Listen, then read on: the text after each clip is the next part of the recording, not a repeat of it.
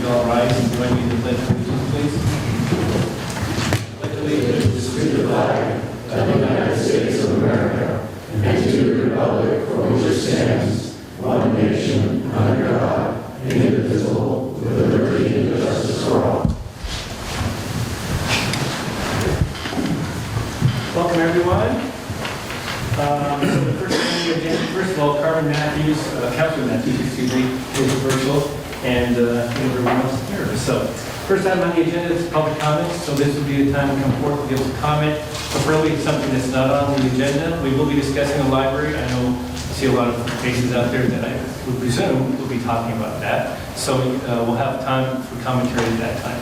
Anyone else for public comments? Yes, come on up.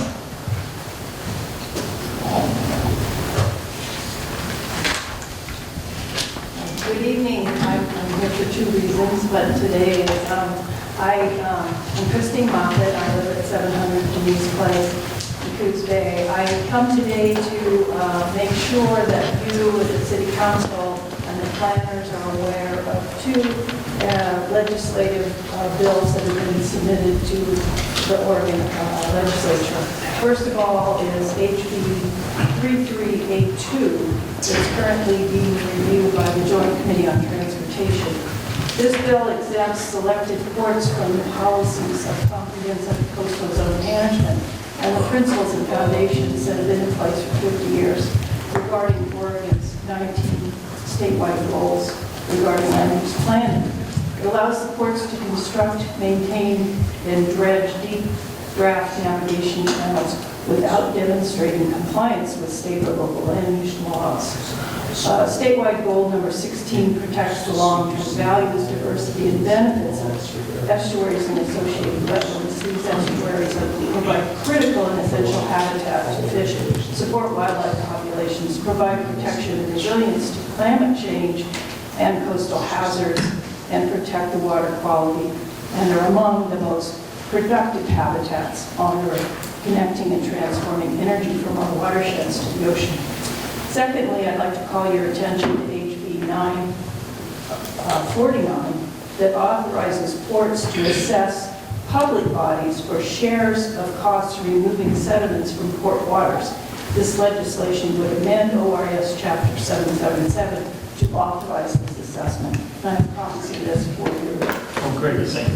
So do you know where it's at, and is it out of committee? Is it Which one? both of them? Either one? Well, HB 3382 had a hearing last week. There were about 90 people that were against this, and a few people were in favor of it. Many of us working with the league in comments on this, but it's very concerning, and it does affect all of the communities as well. There's a lot of negotiations being done, but a lot of lobbying for this, and I think it's really important that the council understands what might be going on and to study this, and I can help with more information if anybody needs it. The other one is sort of just came off the wires and also would affect the communities, because if they were both passed, then you would be part of the payment structure. And so I think these are very serious, and I hope legal looks at them and you just take a hard look at some of this. So I have copies right Yeah, here. appreciate it. Yes. Yeah, thank you. Correct, like on 949, do we know that, I mean, would that put us in progression, or would it affect our tax base? Or, It would authorize him to be able to bill you, and it's the details are here, so Okay. you can just pass them through. I'd be glad to. Sure. Thank you, appreciate it. Thank you. for bringing it to us. And Item 2, I presume you're going to talk to the library, okay? All right, council. Yeah, sure. Take a hard look at some of this. So I have copies right here. Yeah. Hey, Roger.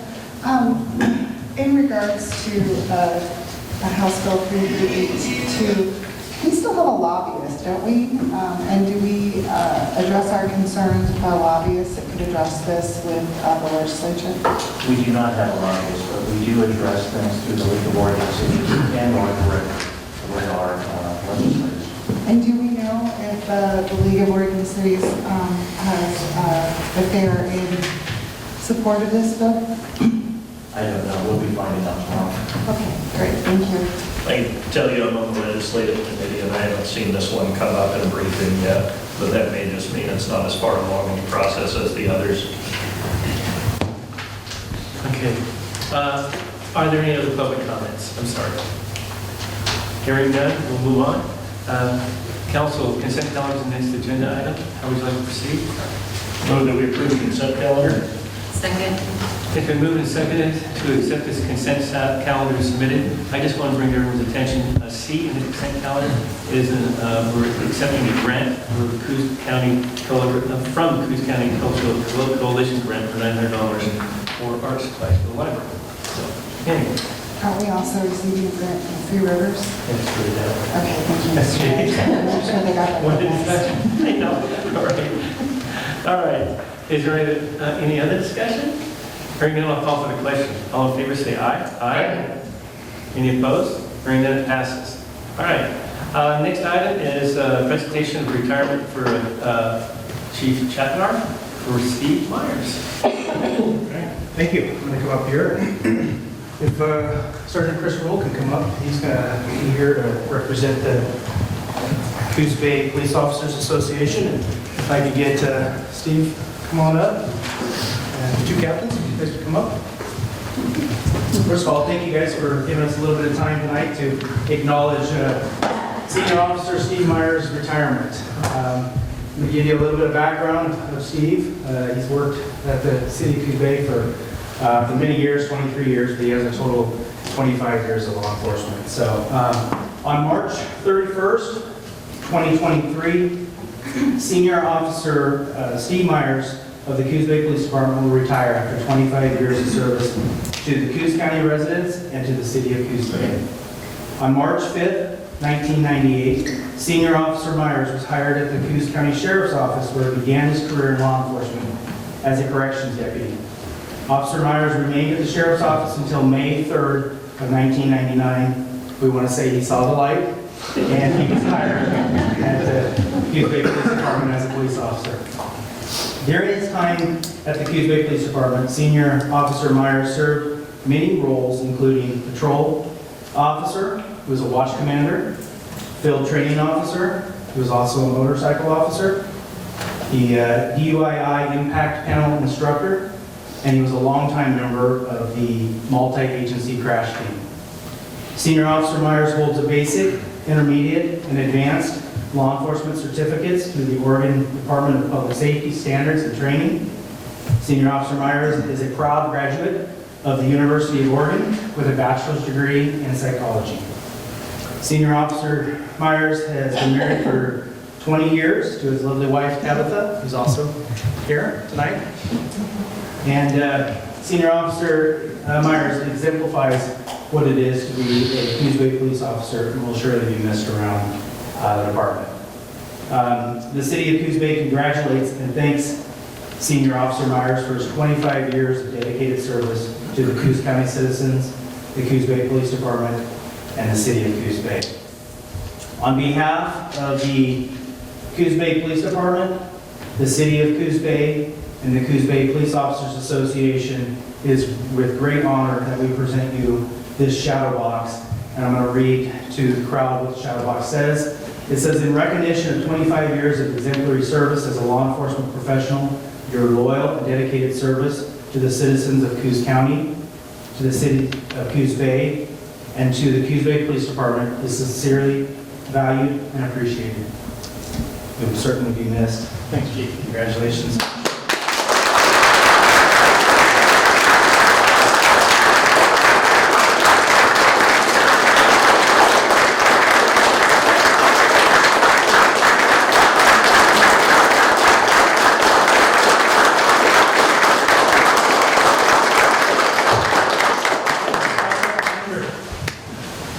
We've handed these out before, and I thought it would be kind of neat for me to just kind of explain a little bit about the shadow box. It's kind of just a collection of Senior Officer Myers' his experience and his journey through law enforcement. He has his Coos County Sheriff's Office patch and his badge in there. He has the first patch that he was hired when he became a Coos Bay police officer. That was our old patch. Our current patch that we wear, we've got a couple challenge coins, which is kind of a military law enforcement fighter thing. He also was awarded a life savings award where he was recognized for saving a person's life. We have a little plaque that says what I just read to you guys. We have our Coos Bay challenge coin. Ribbons, and we earn ribbons for various things. Years of service, life-saving award, whether you're an instructor or whatnot, there's a lot of different ways you earn your ribbons. This is an American flag that he wore on his uniform. This represents a senior officer, his picture, and his 128 badge that he wore for many years. So that's the shadow box. Congratulations. Appreciate it.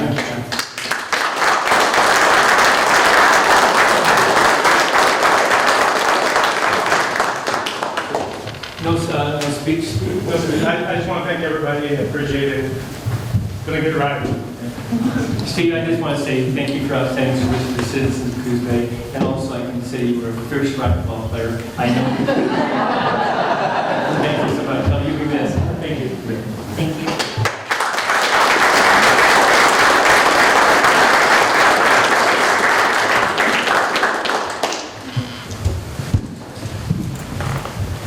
All right.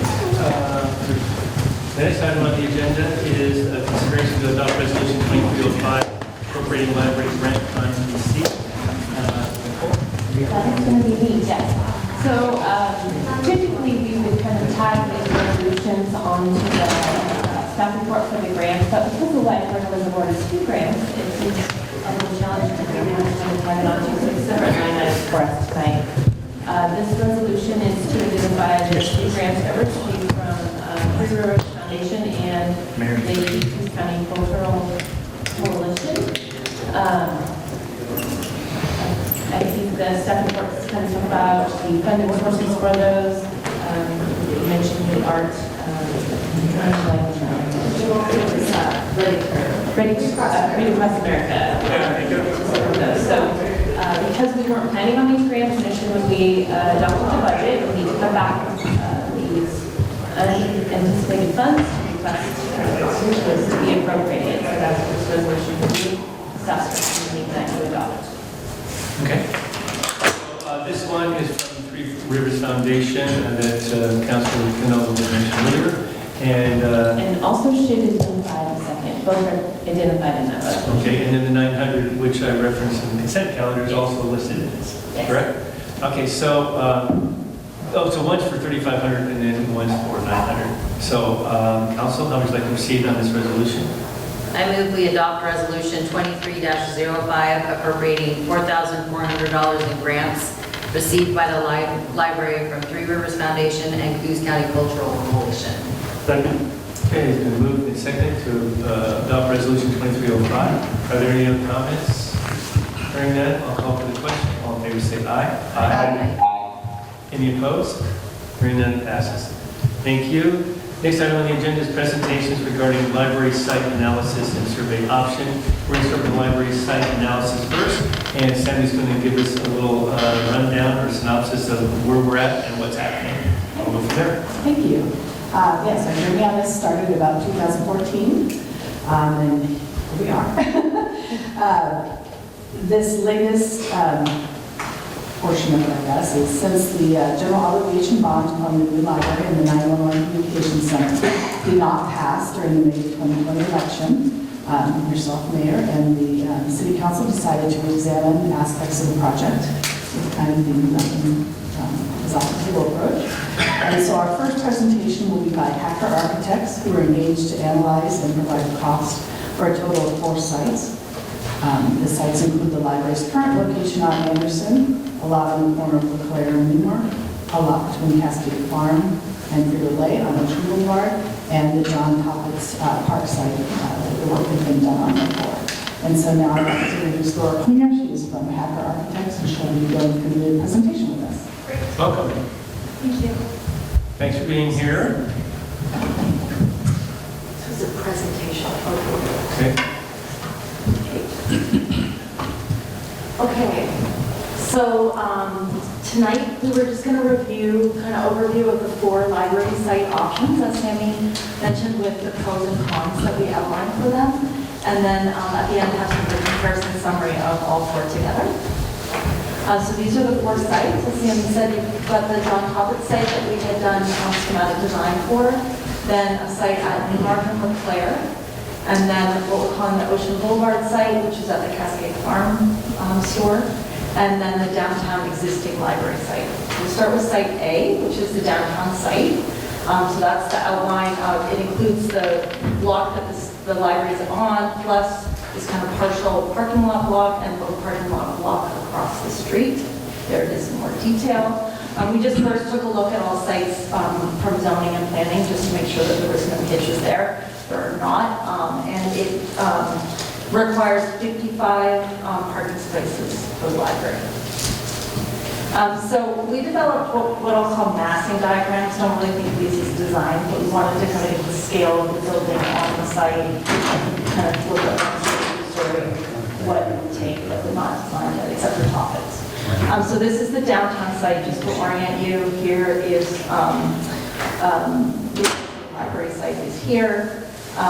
So what you're seeing here is because the site is in a tsunami and flood zone, we decided to show and get costs for the library being elevated up on a parking lot, just much like this building is. So if there is an event, it's not going to ruin the library. It allows that to occur, and then the flood subsides and you still have your library on the upper floors. So what you're seeing here is a parking lot. You actually don't need this parking because you have parking in the other 2 lots. So, you've got to build up. So we put a parking lot there with a small entry lobby off of a plaza space and an elevator that gets you up to a 2-story library above. So that's... Is it going to be seismic? Yes. So all of these costs that I'll show, for all 4 sites, we just assumed what we had assumed for the topics design, which was the elevated structural requirement, so it would withstand a cascading event and could be used in a disaster scenario. Okay. So Actually, the only 2 buildings that will be in this area are this building and the library decided to build here. Correct. Okay, so for the summary for Site A, the pros we'll start with. So pros, under cost, we have the city owns the land. It's in the urban renewal area, so there might be some funding. For location, access, and adjacencies, the site is really familiar and known as the library already. It's got good pedestrian, vehicle, and public transportation access. Adjacent uses complement a library use with the shops and market, art museum, police station, city hall, kind of makes a civic core of the downtown. Located in the downtown core of the city with other businesses. From visibility, it's a really highly visible site, especially from Anderson, which is a busy street. Once you get up to the 2nd and 3rd level, we think the views out to the hills and possibly to the water would be possible. And public open space could be located away from Anderson, so it sort of buffers that noise. And there would be area for a future expansion if you want to expand it in the future. And then the cons that we're seeing, it has relatively high cost for foundations, the at-grade parking, which you have to build because of location and site development. The library would need to relocate, so that adds costs, and you would have probably limited service during that time, because it would be full library service. And then other cons for location, again, it's within the flood and tsunami area. So in an event, it would be probably limited use of the building after, and limited opportunities for outside programs. And then as far as cost goes, so I can't read those numbers. So the way we set up the cost is with what we're calling our base cost, which is essentially very similar for all 4 sites, and that covers the library space, and it's based on kind of the quality and the work that was done at Coos. And then we identified a cost per foundation, a cost per site, and then a cost for the structure of parking, and identified those because there's all different per site. So for the downtown site, the base cost is $18,382,000. And then the cost of foundations is 980, just under $1 million. And then cost for site conditions is 2.584 million. And then that structured parking and lobby entry is about 3.3 million. So the total cost of construction for downtown is 25.2 million approximately. And then you get into costs for library relocation, which Sammy provided at 2.4-ish million. And then there's also what we call soft costs or other project costs, which are just based on a percentage estimate. They include permit fees, more design fees, things like furniture, fixtures, equipment, things that are not in the construction costs. So that gets you to a total project cost of just under 35 million for downtown. And these are projected costs for 2025. They are to Q1 2025, yes. And they, they're estimates right now, there's no design per se, so, but there is some contingency in there as well. So there's no figure again, please? Pardon me? The cost figure again? The total at the end? Yeah. Yeah, so the total project costs were estimated $34,916,748. So there's no way to build with the existing library there instead to save the cost of relocating the library somewhere? We as a committee looked at that, whether you could put it, kind of squish it on the parking lot site, and it was kind of limiting. I think it was felt in the committee that if you're going to build downtown, this would be the best spot for it long term. I agree, but I mean, you can't, so, all right, so there's no way to leave the existing building, saving the $2 million and without relocating it, is what you're saying?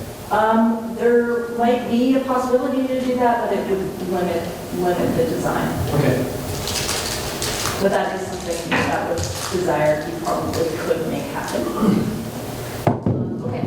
Then the next site is what we're calling the Ocean Boulevard site. So it is, zoom in here, it is right by the Cascade Farm Store. So it's between that and what we're calling the Frito-Lay building, which I guess it's just been purchased. So we just laid it out as a one-story library with a kind of courtyard space as an idea. And then you wouldn't have to build parking, you have the parking lot out here, but you would probably need to lease or buy that parking space. For pros for this site, the cost, it has a relatively low site development cost because you don't have to build that parking, and it's kind of a limited, it's the smallest site. It's a flat site with good construction access. The library would not need to relocate. And then location, access, and adjacencies. It's got good vehicle and public transportation access. It's outside the flood and tsunami zone.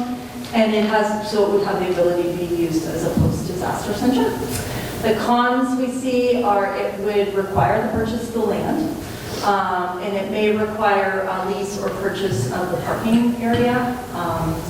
And then no design plans have been developed for this site like they have for Talbot, so it's just an add. And it's not within the urban renewal area, so it may have reduced funding options. For location, access, and adjacencies, the location is in kind of an industrial area, so it's not really a traditional setting for a library.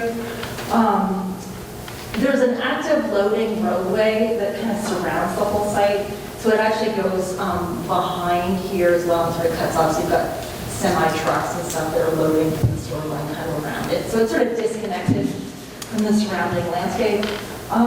It's limited pedestrian access, and what I mean by that is maybe it's not as pedestrian friendly as some of the other sites. And then visibility, it just has limited site features compared to the others, limited visibility. It is on a busy street, but it's somewhat set back, so it has a limited street presence.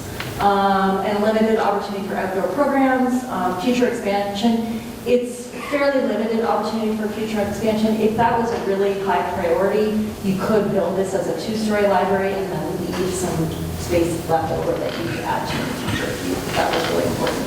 How much spacing do you estimate are between those buildings? Right now, we've just put it more like a party wall right up against it, but there's no reason to say if you wanted to have more of an alleyway between that you could make it. There's enough extra added kind of space around that you could get that disconnected. Again, this isn't really design. It's just kind of giving you an idea of the square footage that would be on the site. And as far as cost go, reference here, So this base cost is just under 17 million, and that's lower than downtown because it's one story. When you get multiple stories, some of the elevator and stair costs are embedded in the higher number. Cost for foundations is about $1 million.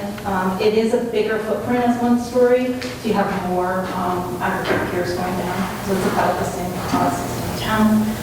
Cost for site conditions, $2.4 million. And then it doesn't have the structured parking, so you're at, total cost of construction is around $20.3 million. Then you're adding a land acquisition cost of about $750,000, I believe is the sale price. And then we added another $750,000 just as an estimate for buying that same area of parking. And then you have the design and estimated other costs, so that gets you to a total project cost of $27.7 million, approximately. Is the difference between the downtown and this one on the estimated design and other project costs, is that just because it's a single story? For the design cost, it's just a percentage of construction right now, Okay. is how they calculate it. We have a cost consultant that does this work. Okay. So as your costs go up, soft costs go up. Okay. In reality, and it may not go up that much, but at this point, that's how they estimate it. Thank you very much. Okay, next we have, so now we have the Newmark site. So again, this is right outside Talbot Park, so that's the entry project. So this is Newmark and LeClaire. Again, same parameters, it requires 55 parking spots. So we put this as a one-story site because it is the largest site, so we thought we can make use of that and build separate parking lot set back, so you can have an entry off Newmark and then another entry off LeClaire, and then have some outdoor space around the library. Pros that we see for this, cost, flat site with good construction access, the library would not need to relocate. For location access and adjacency, good pedestrian, vehicle, and public transportation access. The adjacent uses complement the library because you've got the community college, child care center, you've got the park, other nonprofit services like Head Start, Advanced Health, Coos Health and Wellness are all kind of in that core. It's outside the flood and tsunami zone, and it's so it would be able to be used as a post-disaster center. Visibility site features, it's highly visible because it's on two pretty well-traveled streets. Views to the park in the north, forest buffer to the east, pretty nice. Public open space could be located away from the noise of Newmark, and it would have area for outside library programs, and it would have area for future expansion. The cons we see, it requires the purchase of the land up front. No design has been developed. It may trigger some off-site improvements at actually the corner of Ocean down here and LeClaire, just because you have more use there. And it's not within the urban renewal area, so it may have reduced funding. And then cost for this one, base cost is pretty much the same as the Ocean Boulevard at 16.9. Cost for foundations, we were using geotech reports from, we didn't have this actual site, but there were some that we received from neighboring sites, and it actually has the best soil conditions, so the foundations are the least expensive here. But the site conditions itself, it is the biggest site, and you would have to build that whole parking lot, so it's a bit higher at 3.4. And then your total cost of construction is $21.2 million. Cost for land acquisition, it's $1.7 million to buy the land. And you add the soft cost, so you're at about just under $29 million for this site. And then lastly, we have Puppets, which, talking about pros, city owns the land. It is within the urban renewal, so you've got those possible funding options. The library will need to relocate. A significant portion of the design is completed. So that's going to lower the soft cost a little bit, because that will be done. It has good pedestrian, vehicle, and public transportation access once developed. Adjacent uses, it's the same pretty much as the Newmark, that you've got your community college, childcare, park, other nonprofits in that surrounding area. It's outside the flood and tsunami zone. would be able to be used in the post-disaster scenario. Visibility, it's a quiet, peaceful park setting. It has views to the forest, lakes, and access to the trail network, and playground, boat launch, and other park amenities. So it would have a great area for outside programs for the library, and it would have area for future expansion as well.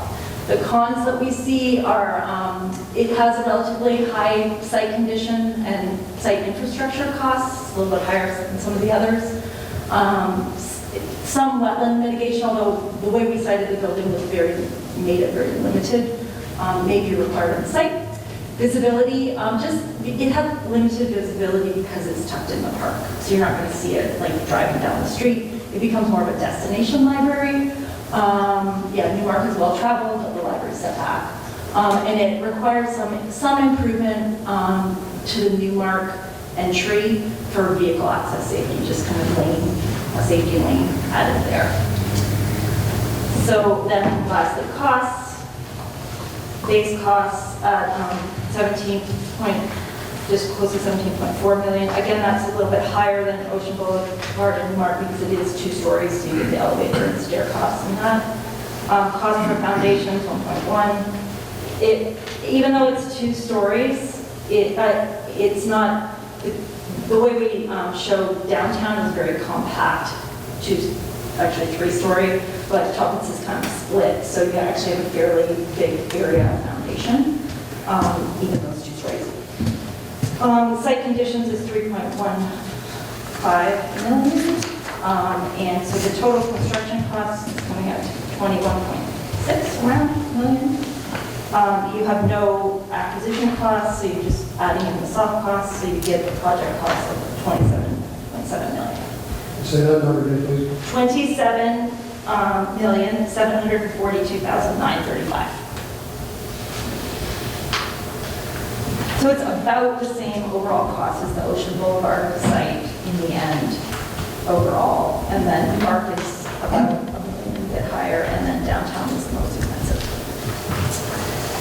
And then this is just the same information all on one slide, just for your reference if you get this package. And then this is just comparing all 4 sites for cost. And then lastly, this is just a lot of the repeat information, but we made a graphic to kind of rate the different sites with different criteria that's located on the graph, but it's a lot of the same information. So that's the presentation. All right. Any other So, questions? well, I don't know if you can answer this, maybe staff can. So how are these 4 sites chosen? I mean, that's come up already. I mean, did we just arbitrarily say this is what we're going to think about? Or did we look further, like along 4th Street, like on this side? How did we come up with these 4? Initially, when the library steering committee had a subcommittee that looked for sites, we evaluated a number of sites in the downtown. We did not go back and reevaluate. Instead, we looked at, there was a desire voiced by some of the voters to have a library in the downtown, so we chose a downtown site. There were some that were okay with the library being out of the downtown and in the Empire District, not in the park. So we chose a site that was large enough and currently for sale in the Empire District. And third, we chose one that was in between downtown and Empire, and one that is currently for sale. So that's how we chose those sites. But there's no sites available in the downtown area besides the one that we just don't know of any large parcels that would fit the library. That's correct. Okay. Any other questions at this time? I have a question. Based on the information that you compiled, what's the quickest and what's going to take the longest to construct?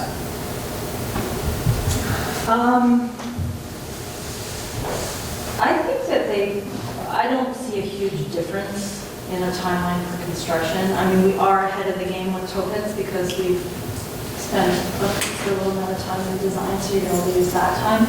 But construction, probably downtown would be Acquisition and construction probably all about the same. about the same. Downtown might be a little bit more just intensive because you have that other level to deal with.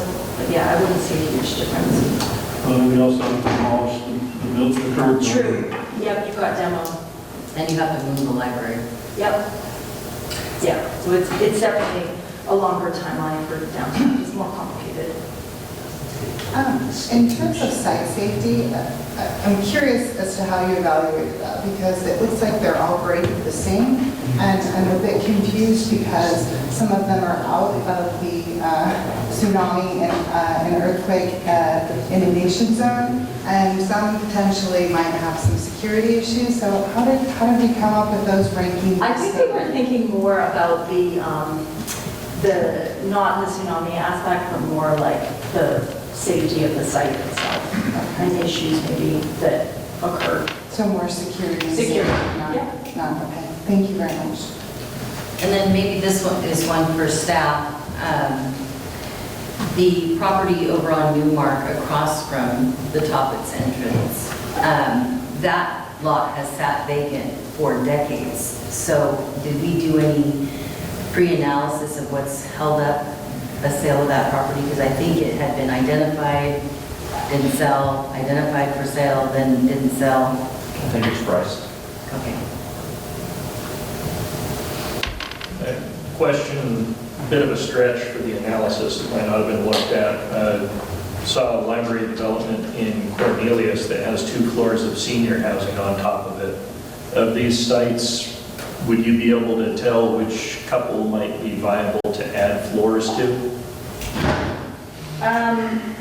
I'd say offhand, downtown and Newmark would be kind of the easiest ones to, I don't know that you'd want senior housing necessarily on the Ocean Boulevard site, just with the, you could do it. We would be able to do it at the downtown site?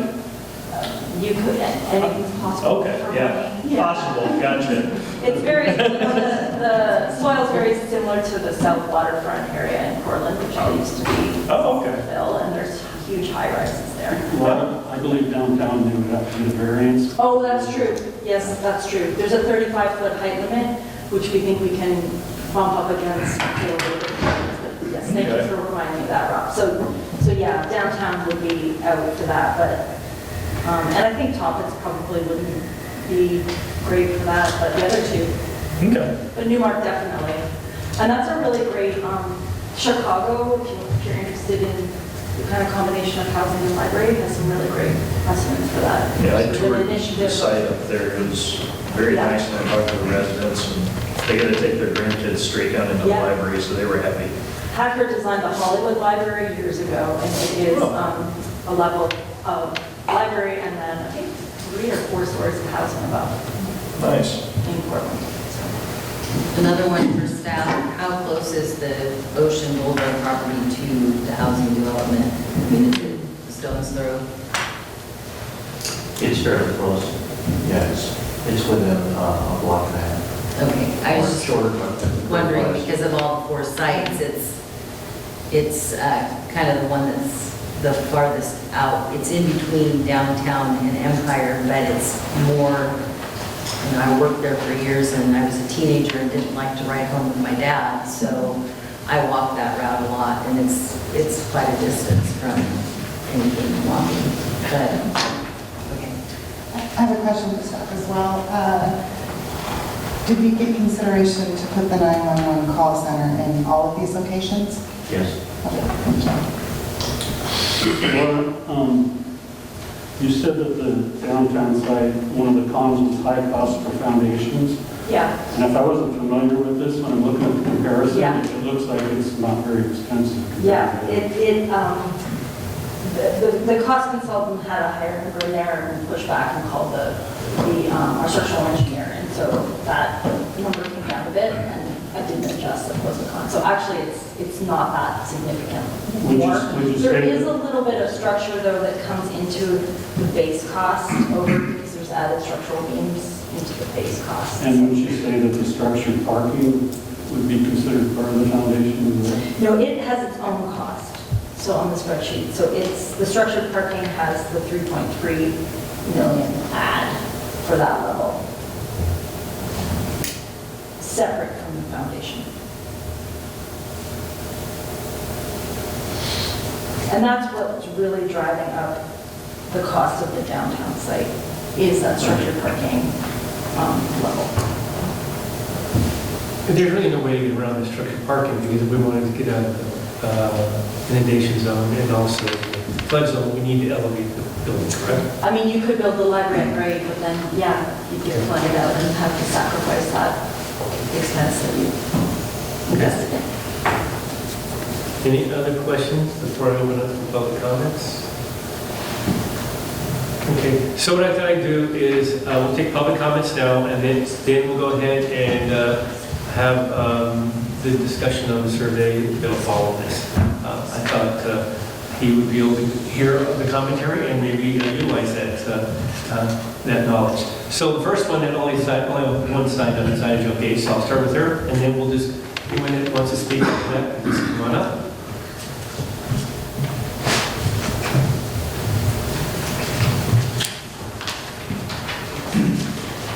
Mayor Benetti, council members, and community citizens. As the newest member of the library board and subsequently the new library steering committee, I want to thank you for the opportunity to be a part of both groups and for listening to my comments this evening. Membership on these committees has been a learning experience, and I am grateful to Sammy and her staff, friends of the library, and the foundation for their consistent effort to make Coos Bay Public Library accessible to everyone. Through their efforts, our community is blessed with a book club, teen activities, language lessons, food cupboard, youngster story time, educational lectures. The list is endless. 6,000 people visited our library in February. There were 120 new library cards issued. 800 people attended various programs. There were 17,000 items checked out, 10,000 wireless internet connections made, and 650 digital downloads. 1 month. For a small community, I think those 1 month totals are awesome. Tonight, you have seen the possibilities for the new library structure in 4 locations, one of which you are already familiar. Brick and mortar costs a lot of money, no matter where the new library is built, and I urge the council to deliberate with open minds on what best serves all constituencies in what our big city friends would call the suburbs: East Side, Bunker Hill, Empire, Charleston, plus the downtown hub. Eventually, upon the decision to float a bond measure, you will need to consider who pays the increases in taxes, either directly or indirectly when the measure passes. Those who pay it directly through property taxes are, in my opinion, the least likely to vote for an increase. Those voters who own rental property will probably pass their increase on to renters. And again, in my opinion, these are the very citizens who most likely will use the library. Using constituent data to decipher who will be most impacted by an increase in property taxes or rent should also, in my opinion, be a consideration for the location of the new library. Having the library where it is most accessible to all people in the coastal community is our #1 priority, and I thank you. So what is your recommendation on the #1 priority? That's what this is all about. I mean, seriously, and I don't want to put you on the spot, but I'm going to tell everyone, I'm going to ask them the same question because we had a vote for the Library of John Toppins, and it was defeated. And so now we're back here trying to decide where we're going to go and what the voters will support. So, I think the financial hit is going to be the determining factor. So whether it's 31 million or 29 million, I think location is going to be the big thing, because if it's going to pass, and I'm hoping that it will pass, I think that it's the money more than the location. That said, do I dare? My opinion is we should keep it downtown. go ahead. Thank you. All right, next.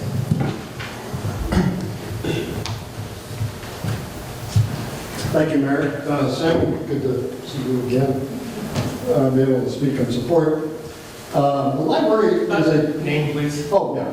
Al Zimmerman. Okay. The library is a community landmark, a landmark for generations. I probably, of all those of you who are here, been through 3 library rebuilds as a patron. The most significant was the downtown Central Library in Portland, in which they moved the whole library to an office building and went clear down to the skeleton and rebuilt it. The Oregon City Library added eventually to the Carnegie Library and went into a temporary location in a shopping center for that time. The Lincoln City Library was took a section of the building. So this is not unfamiliar territory from a patron standpoint.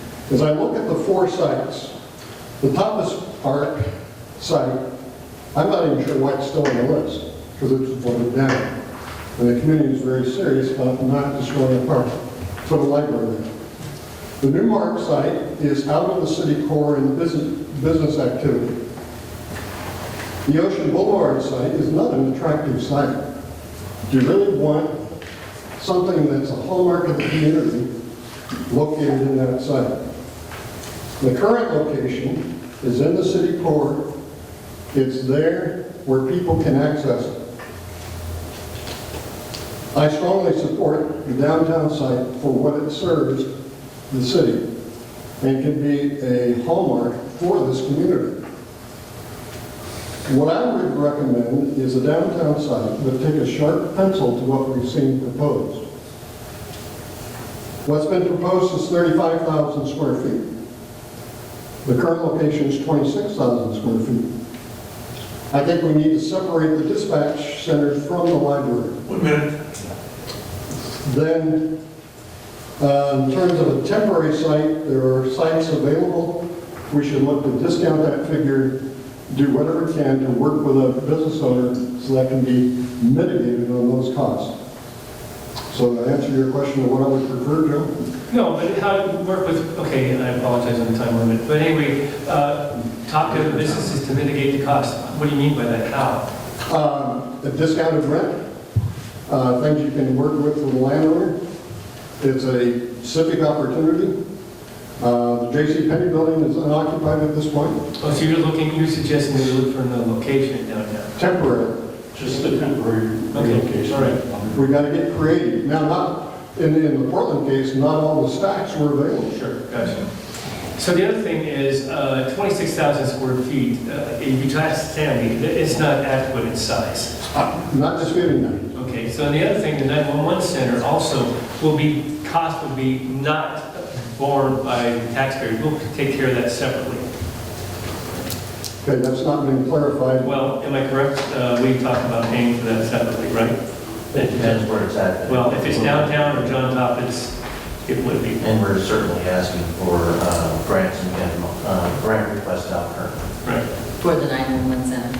So, I mean, we're trying to make sure that the library is the library that the people would be voting on. Now, that's at this moment, I'm not going to say that's going to change, but that would be my suggestion, that we try to keep it that way. But now if we go with Newmark or we go with Ocean Boulevard, then it's a different situation. So, now, we can get grants, but then we're outside the urban mill. Right. Thank you. Okay. Next. No one? Wow. The Empire Lady is back. Christine Moffett, I think I gave you very cogent arguments before that having something in the Empire District would really enhance a very underserved component. And I know folks in downtown call this downtown, but if you look at history, that was a vibrant downtown, and indigenous people were here and first white settlers. The design for the Toppins Park was fantastic. I think a lot of people, said it was turned down because it was there, but I thought that there was going to be a more concerted survey to sort of piece that out, but I haven't seen any results from that. I would urge you to consider at least rolling this out again and letting people understand that when we are trying to learn, and we need safe places, we need quiet places. Anybody that understands brain function and so forth, having a park atmosphere is a real asset. And so I just come to you again to say, please, still consider this. Let's have the appropriate rollout and consider using the opportunity to really enhance the Empire and connect the dots to SWAC and all the other components of that part of the community. Thank you. So we will have another survey done. It'll be after the presentation, or I take public comment. We'll have the person come up. He's been met with and discussed with Coos Bay Steering Committee, Library Committee, and so he'll be making a presentation this evening. So, Janice. Janice Lamanea, I also live in Coos Bay, and I am on the library board. I have a question. At one point, you guys were looking to expand the Empire District to cover Toppets Park. We did. So that it could cover so there would be funding available. How difficult is it to then expand it across the street? Well, I don't know if we can get into that, but extending the boundary is really difficult and tricky because I think we're limited in size. Roger? You're correct. You're limited in size by state statute. Only so much percentage growth is available from the time that the urban renewal district was initially established. That district was established in 1995, and we only have a limited amount of space that can be expanded once more. So, go ahead. So my question is, if we decide not to build in John Toppets Park, can we move that out of the urban renewal zone to get creative? And we can enlarge and be creative because Rashi. That has been my next question. Go ahead. State statute does not allow that. So you're not allowed to take something out of it after you put it in? Is there enough room? Do we have enough left to be able to extend the boundary to the new market site or not? I can certainly look into that and get back to you. All right. So it's possible. It's possible. Okay. All right. So to answer the question that you haven't asked, I was very supportive of the library in John Toppets Park, with kayak launch by it, with all these other amenities that are close to it. Barring that, if that will not pass, the Newmark and Clare location would be my next choice. I love the library downtown, but having to do so much work to stabilize that particular location and knowing that there really wasn't another location makes it less desirable in my eyes. Okay. The expense around it. So, Roger, how much are you going to spend out of urban renewal for the library? I mean, it's not like an open checkbook. And you're actually more limited in the Empire District than you are the downtown district. And I believe we were just going to do road infrastructure plus some design. Right, but it wasn't going to be, Getting the utilities in. but it wasn't going to be, was it $1 million or less? I think it was going to be just north of $1 million. Okay, so just around $1 million. So even though it's an urban renewal, I don't want you to think that's going to be the savior of all on this. Okay, all right. Yeah, but you know you're going to lose the free Wi-Fi downtown, the library moves. That's very true, because I can tell you, we get a lot of people at the visitor center looking for free Wi-Fi, and we always send them to the library. Well, maybe you need to put some Wi-Fi in. I think that would be the city. No, you're both of that. Would that be a tourist attraction? I think that's put on our development table to get that Wi-Fi in there. All right, next.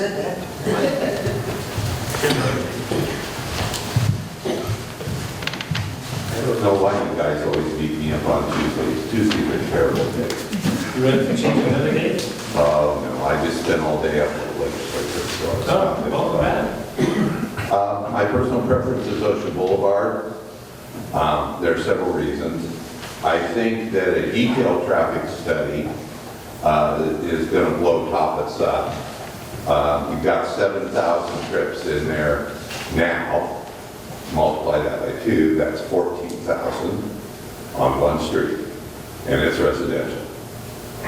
So I think you're going to be looking at not minor mitigation at that intersection, but another signal or looping around away and going through a wetland and having that driveway line up with that signal at Leclerc. Okay, well, you got most of the signal in Leclerc, so that's probably going to only be $1 million. If you have to put a signal on Hall, that'll be about $4 million. Ocean Boulevard has city-owned property behind it. Correct, still? We haven't given up the property behind that? That's correct. Okay, so we have room to extensions a little bit more detailed here than shown on the map. And we have a, in my opinion, a neighbor that's very community friendly, which is Weimar Corporation up in Eugene. We're not dealing with people in Seattle or New York or Chicago. We're dealing with folks in Eugene. And I think that if we gave a little of our land to make their truck turnaround work, they would probably be very, very happy, all right? And then we have access to the land behind there to do other things if we need to in the future. MDU, which is Knife River, they just recently sold that piece, which is truck shop. Realistically, if it ever grows here, they're not going to be there forever. It's too small. They'll move. Whether they move out to a quarry they have or move to the airport district or end out on the spit, but they'll move. They're not, that's a location from the good old days. And if we get the good old days back, it's not going to be a big enough location. I think you could do some trimming on this. There's no way to phrase this delicately. It is too expensive. And the average person is going to choke on it. Okay, it's 14% rent increase this year with rent control from the state. And everyone I've talked to has been hit at least 10, some 14. So that's $140 on a $1,000 a month place. Okay, so it's, the economic circumstances have changed quite substantially since this was first put out as a bond.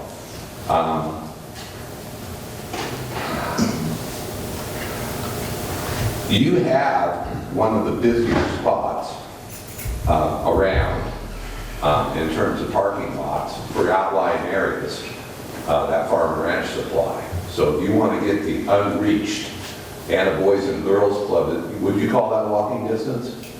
Yes. Yeah, okay. And it's pretty high use with a targeted age group. The chief's #1 stop is Walmart, right? That's your highest call stop? Small. Yeah, and so that call center, if Leclerc or Walmart is a good choice. Okay. I'm all in on Ocean Boulevard, all right? Which means I'll hang a yard sign, knock on doors. Okay. I'm not thrilled about the cost. You guys need to sharpen your pencil. Thank you. Roger, has the city looked at other funding sources for this project? Yes, we currently have grant requests, one for $12 million in lottery funds from the state legislature. That's currently being evaluated. And we recently submitted a $2 million request to our federal company. All right, next public comment. Well, I just have to. you guys stretch your legs. I wasn't going to, but. I can see it through back to that. Steve We will Stanner. turn it right, Steve? Yes, Steve Stanner. Just very quickly, I think you're going to face significant opposition because of the cost. And I think if you add on top of that, the fact that the park site was voted down, you're going to face a double whammy if you choose the park site. So I'm kind of like anywhere but the park. And I do believe, in spite of what you said, that the staging in the park is going to be very difficult and it will increase the dwell time. If they just don't have the room for staging there, and the access is terrible. So you don't have a choice out of the other three? Pardon? You don't have a choice out of the other three? Well, I'm kind of in favor of downtown, even though it's the most expensive. All right, thanks. The other sites, Ocean Boulevard has got potential down the line, but it's just not an attractive site at this point, and I don't think it will attract people at all. The LeClaire site, Newmark, it's not a bad choice, I'll put it that way. I would have preferred further out in Empire if we're going to do it in Empire, but it's not a terrible choice. So, and I understand the lights there, and that's important, because they cost a lot of money. Thank you. That's it. You know, we originally intended to be further out in Empire, so you realize that, I mean, our intent was to be where the Gussies was, I'll be truthful with you. We tried and really pushed, we thought that might be the spot to go, and unfortunately it didn't work out. But anyway, just to go to Steve's point. Anyone else, comments? Krista, you can't be silent forever.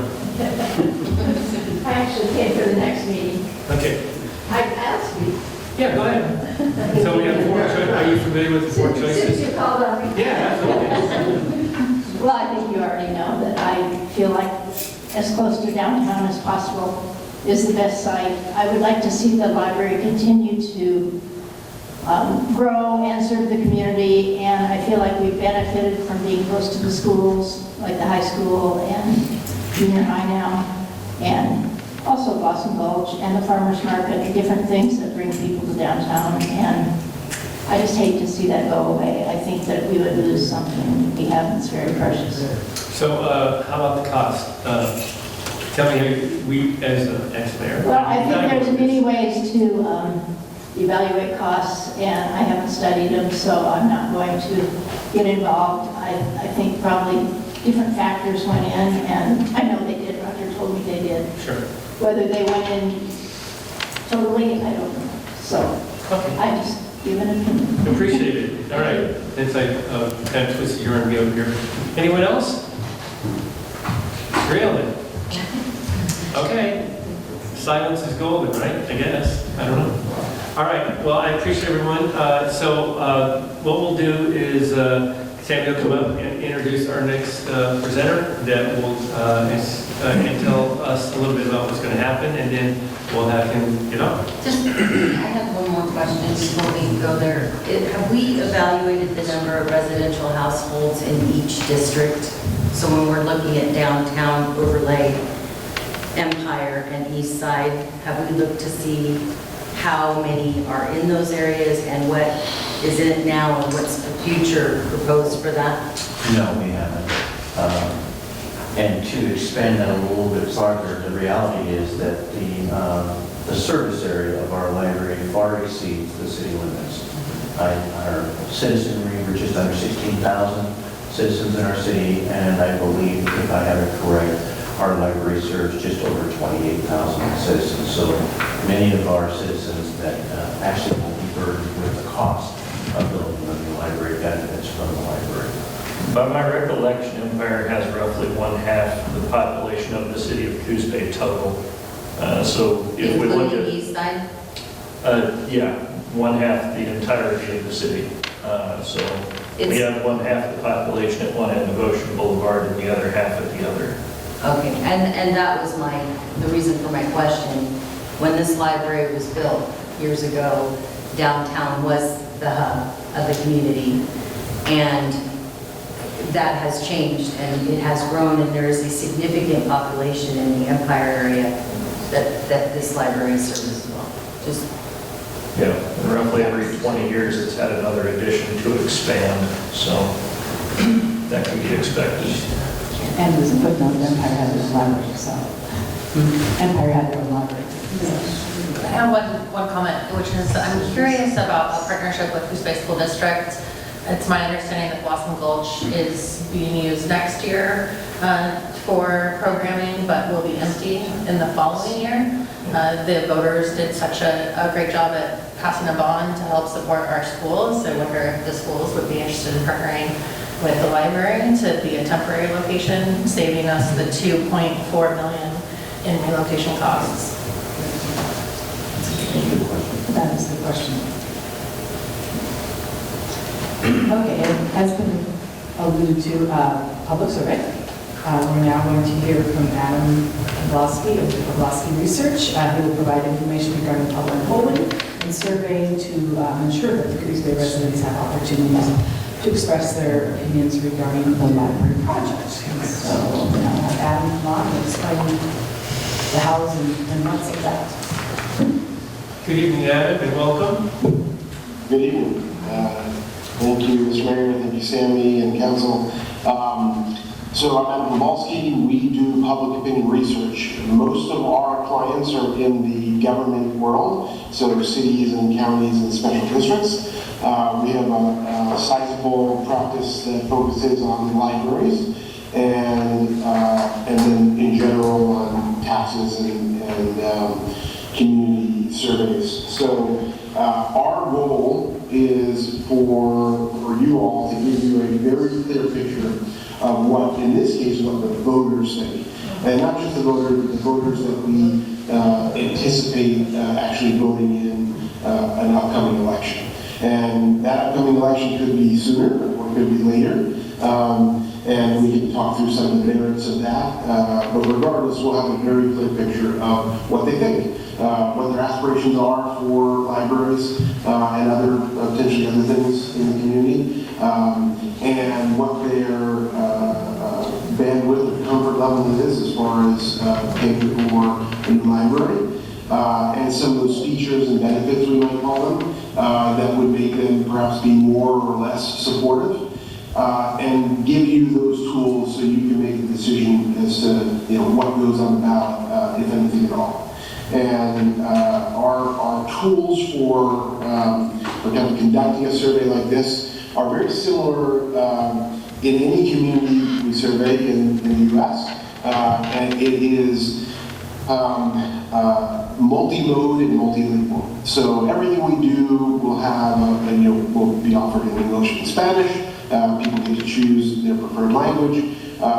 Also important is multi-mode. We essentially do the work of meeting the voter where they prefer and how they prefer to communicate.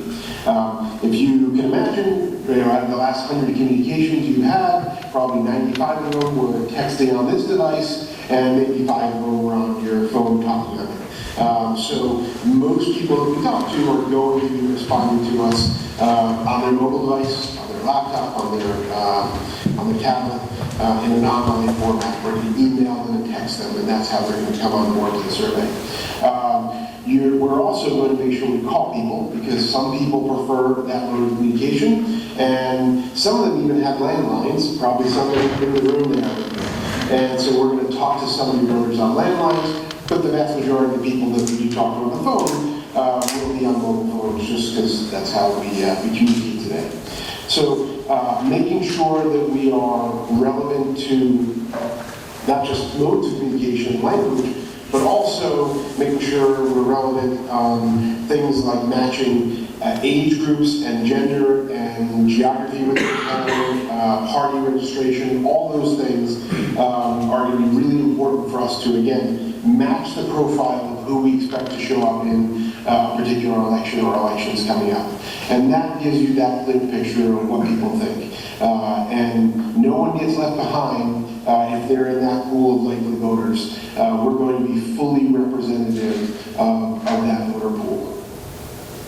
I'd love to answer questions. I can go into a deeper dive into some of the other methods we use or how it actually looks. But essentially, in the end, you're going to have a report that gives you that full understanding, and not only the top line numbers of what people are willing to support and what their motivations are and what they're most comfortable with, but also looking at the data by all those different demographics, so you know who's most impacted, who's most excited, and also who to talk to about which message is most relevant to them. So Adam, will your survey come back and list each site in priority of the most favorable, is what you're suggesting?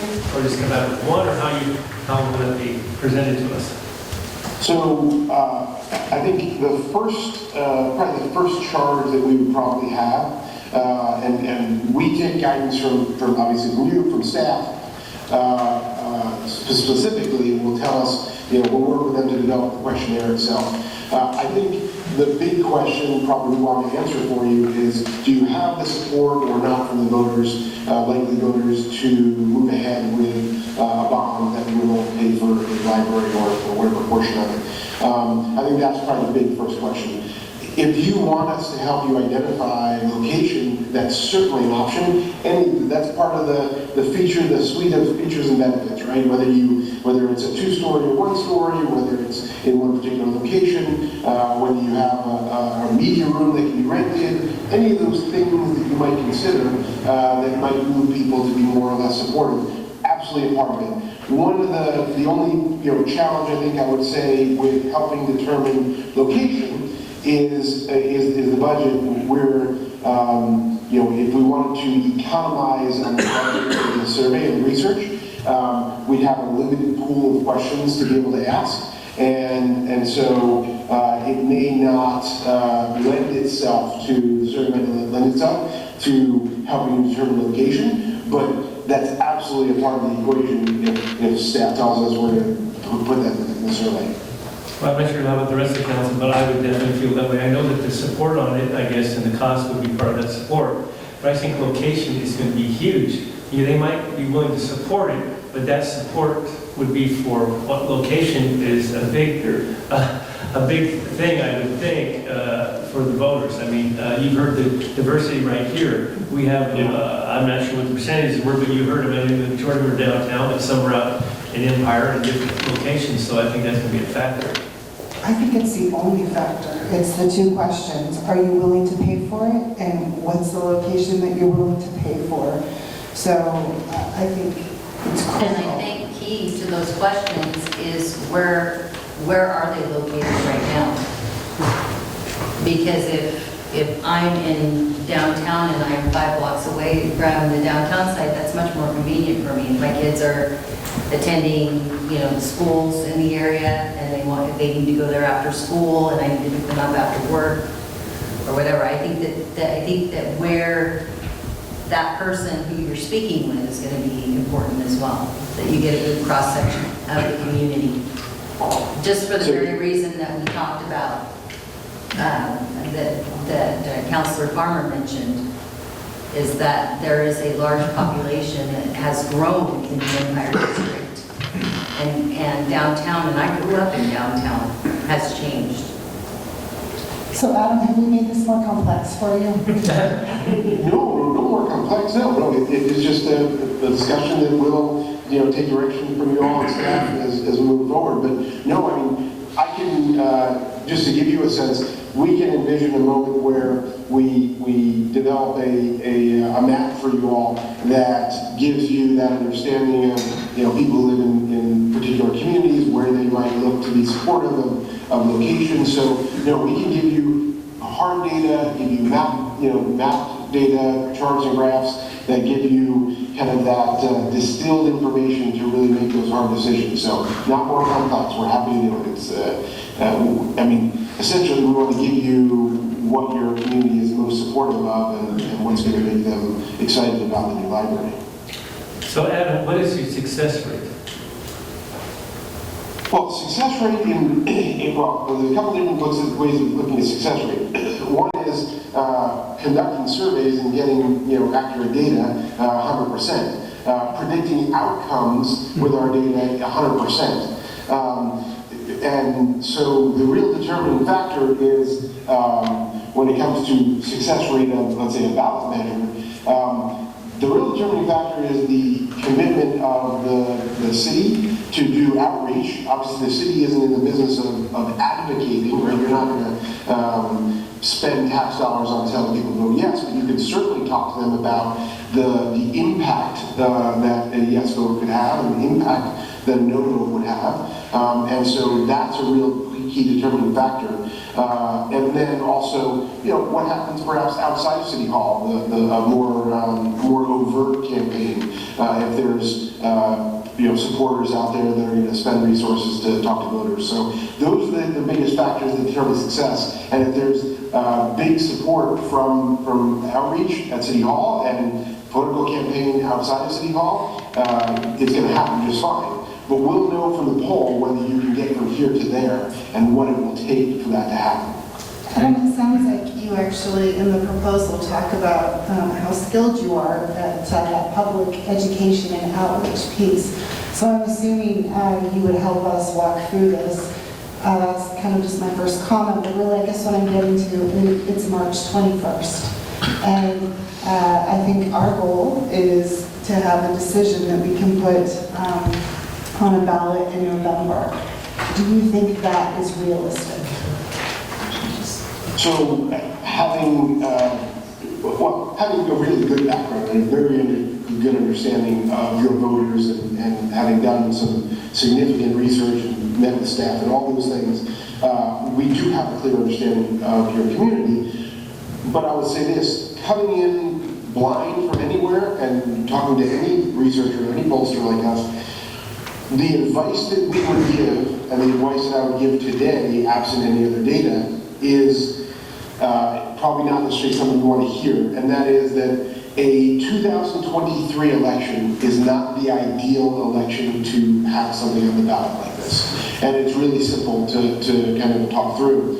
A depressed election turnout is not ideal for a ballot measure like this. You have the hyper-active, or the most active voters, let's say, who are always showing up in elections, will have an exacerbated impact on the outcome. And they may not be the people that are maybe most vested in the hour. Let's say this. They'll definitely have a vested interest in the outcome, but maybe the broader community that would ordinarily show up in, let's say, a general election on a 2024 election, where you have a much larger pool of voters, you'd have a much more bigger interested group of people who have, let's say, varied interests and have a much better shot at 2024. That's the non, we haven't done a poll yet answer.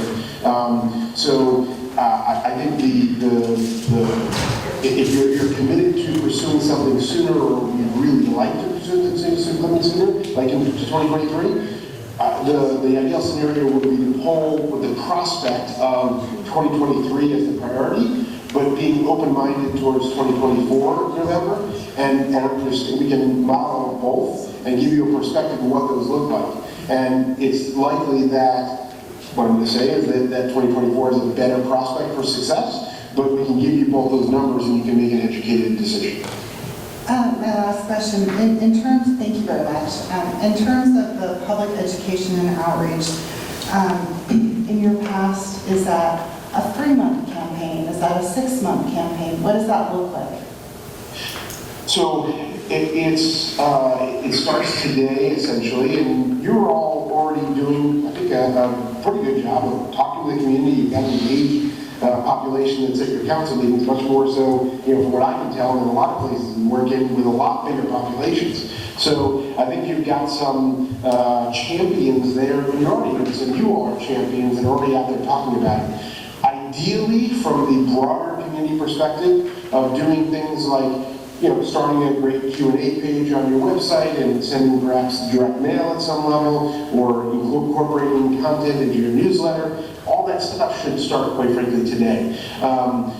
The survey poll informs that, hopefully, sooner than later, so you can really focus in on the messages that are relevant to your constituencies.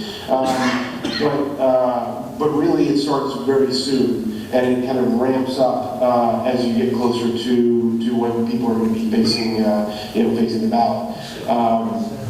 But it's an ongoing communication for sure. Thank you.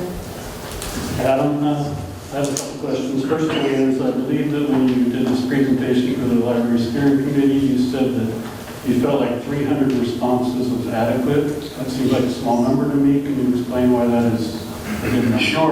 Sure. So a statewide poll in Oregon has maybe 750 survey respondents, and very specifically and correctly outlines the results. Right, a 700-person survey predicts the outcome for government. I don't mean to make it so political, but for government, I'd say we know what's going to happen. Just with 700 responses or 900 responses, right? You don't really need much more of that statewide. So for Coos Bay, 300 is amazing. For any political subdivision actually in America, we tend to start with about 300 as being what we pursue. So that doesn't matter if we're in Portland or in Los Angeles or Miami or Coos Bay.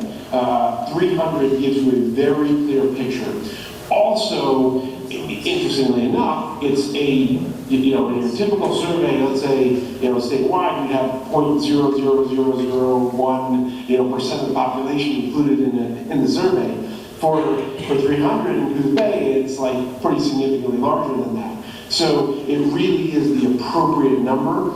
There's also very low likelihood that we would get a much greater participation in the effort that we're trying to make, and that is to match the population. Just to give you an idea, your turnout in, let's say, the primary election in 22 was 33% of your voters.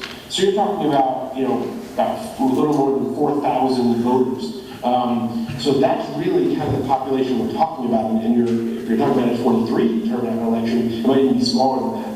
So it really is a very big percentage of the group that will actually be voting. Thank you. And secondly, it's more of a comment than a question, but it's on the timing of the bond measure.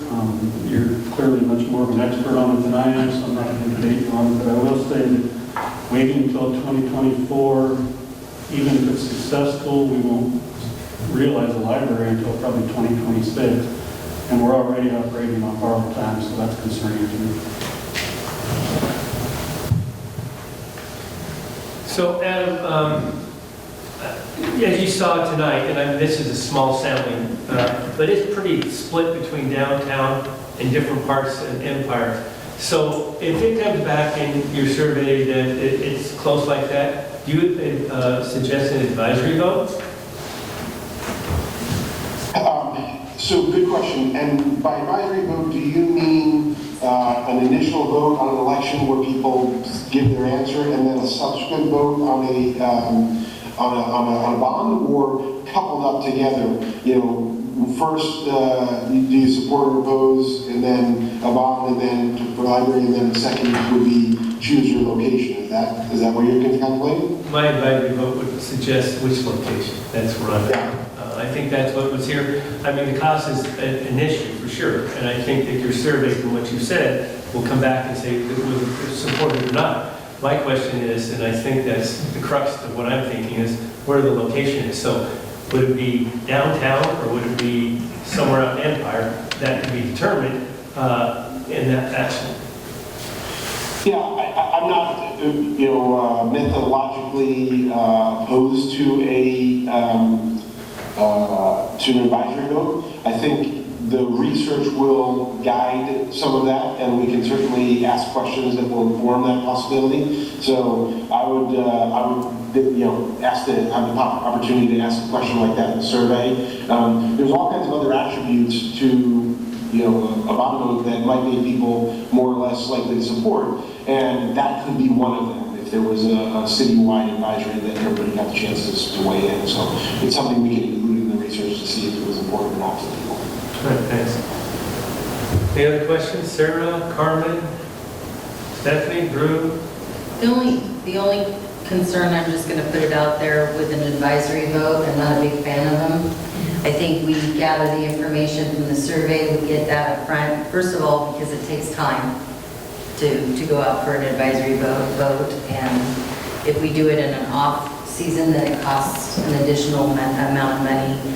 But if it's determined that it needs to be in a certain location, I think that really the reality is we're going to have to come up with the money. Even if it's downtown and it's $34 million, if that's what the survey says, then that's what we need to do. That's our advisory vote right there, is is determined through the full process. I agree, but one of the main things that, I would hope that Adam said to begin with is the support, and that means the dollar. So the dollar amount will be mentioned in your survey, will it not? Yeah, multiple times. So we'll test things like the overall bond amount, we'll test things like the average cost to a property owner, we'll test things like, looking at the numbers potentially based on an annual basis, on a monthly basis, just to kind of give perspective. So yeah, absolutely, cost will be a major factor in the research. And my concern is, if we take Adam's suggestion, even though, as Rob stated, we're on borrowed time, and we're in 2024, we could still go with an advisory vote in November 2023. It's just that I really want to get this right this time, because every time if we fumble this one, then it's another a problem for us to really rank. So I just like to try to cover all the bases. Maybe that's not something we want to do either. It's just just throwing it out and getting an opinion. So. Well, I think, Mr. Mayor, we only have one more shot at this. So I agree. I think we need to get it right. So if we need to wait a little bit longer to accomplish that, with the goal being a library wherever it's located, I think that's the most important thing. Sarah, do you have a comment? I think as long as the survey includes the question if folks are willing to raise the bond nearly 20% to have it downtown in there, I mean, that probably should be a consideration for folks. Carmen, any comments? I don't have very many comments. I'm excited to see the data. I'm all ears when it comes to where to put this, just as long as we get it done. So I'm excited for the survey and figuring out what we can make happen. Okay.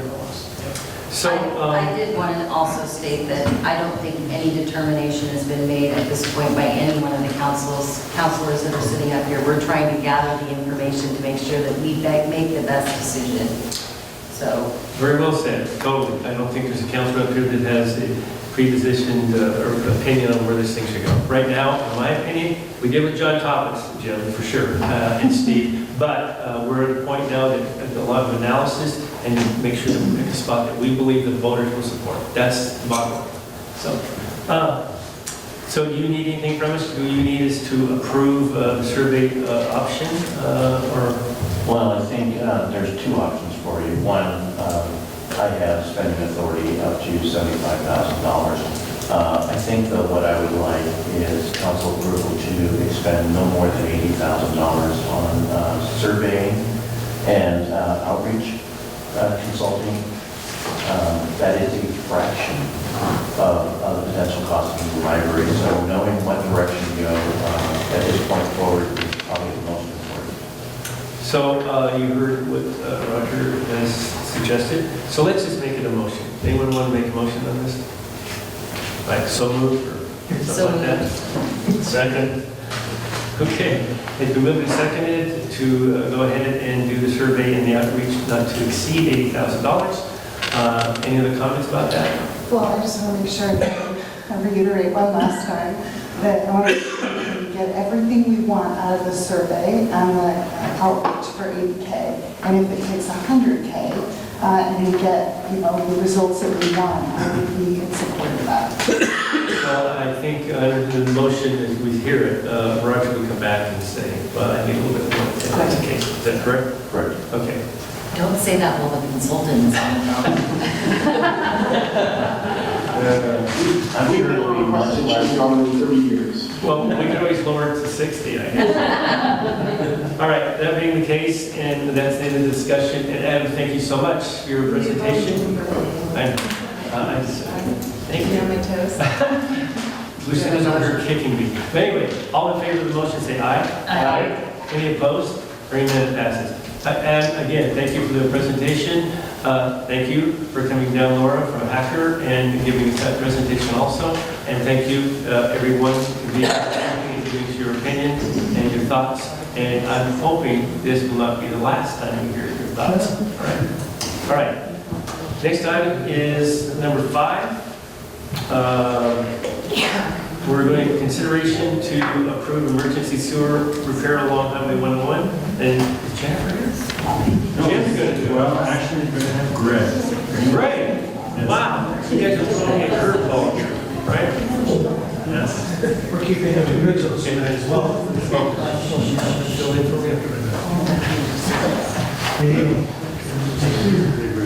So on February 10th, 2023, staff identified a sinkhole on northbound, southbound Broadway, 101 south, just north of Alder Avenue. Staff televised the sanitary sewer line and discovered that it has collapsed. The staff coordinated with the Oregon Department of Transportation, and ODOT and the city worked to close the section of southbound Highway 101 at Hemlock to Market in order to facilitate the inspection and reroute that traffic over there so we can safely inspect that. Staff coordinated with Knife River Materials. We were able to mobilize the very next morning. Once Knife River removed the asphalt. Craig, can you speak into the microphone? The audience can't hear. Is that better? Yeah. There was an 8 by 12 by 5 foot deep void underneath the pavement. The collapsed pipe during excavation was discovered to be more deficient than we initially expected, and the decision was made to replace the sewer line from manhole to manhole. Since it was understood that the Highway 101 closure would impact local and highway traffic and business off of highways, or businesses off of Highway 101, and cause delays, staff wanted to implement measures to minimize this closure. Staff authorized Knife River Materials to work 24 hours a day. They did this for several days to make the repair. ODOT requested the city backfill the trench with controlled low-strength material, or CLSM. Typically, backfill material for utilities is rock, but due to the higher traffic and the heavier traffic loads, ODOT requested that we use CLSM. Normally, this would not be an issue because typically CLSM is put in kind of a real thin layer up to about 1 foot. Because of the high traffic in the area and heavy vehicles, we actually ended up going about 4 foot in depth. Due to the unseasonably cold weather that we had, it made the curing of this material slow. Typically, it would be less than a day for this CLSM to cure, but with the temperatures, it took 3 days and the depth. Once it was cured, it did take an additional 3 days to pave the area. The detour was removed on February 19th for a closure of 10 days. In all, approximately 240 feet of sewer pipe was replaced. The line was originally constructed in 1919. This is an old piece of pipe, old section of pipe. However, we do inspect every foot of pipe in the city on a 5-year rotation, which is the industry standard. This section of pipe was last inspected in April of 2021. No major deficiencies were identified with this line. Throughout the city, there are over 90 miles of gravity sewer, 23 sanitary sewer lift stations, 2 wastewater treatment plants, 50 miles of storm, and 3 storm pump stations. Due to the emergency nature of this project, the city's Resolution 2202 of the contracting rules allows approval of emergency contracts in excess of $100,000 due to the substantial risk of loss, damage, or interruption of services. Staff coordinated with 2 contractors in an effort to make informal solicitations. As cited above, the failure of this collapsed line was not safe for conveying sewer, and it caused a large void under the pavement that could have, if not repaired promptly, caused significant damage to vehicles or to property or life. Of the 2 contractors that we reached out to, Knife River had the shoring equipment that would be able to require for an open trench of 20 foot in depth, which is much deeper than most of our typical sewer lines. And they were also able to mobilize in less than 24 hours. In conclusion, staff is recommending approval of awarding the project to Knife River in accordance to the city's procurement rules for emergency contract for an amount not to exceed $555,607.87. Funds for this project will come from the Water Quality Improvement Fund 29 for the emergency unplanned projects. So Greg, this was inspected in 2021. I know it was built in 1919, but that's not too far back. What would cause it to fail that quickly? Any ideas? I was wondering if it was the issue that we had possibly with the houses that we had to take down. No, that was a different section of pipe a bit further north, approximately 100 feet north where those two residents were. As far as to answer your question, Mr. Mayor, it's when we're televising these sewer lines, we're looking at the interior of the pipe is really all we can see. And we're looking at degradation of materials and identifying any cracks or surface impurities in the base of it. It could be a number of different things. It could be just a spring might have come into the area that was never there before, or just lots of things. We're looking at 20 foot of depth. That's a lot of weight on the sewer line. And the other thing, so can you tell us who was responsible for the detours put into places and how it was handled? Did you make that decision? No, we worked with the Oregon Department of Transportation on the traffic control plan. Ultimately, they approved the traffic control plan, or they actually provided the traffic control plan for us in Seattle. Right, because I just know there's some difficulty with some of the businesses, especially around Valentine's Day.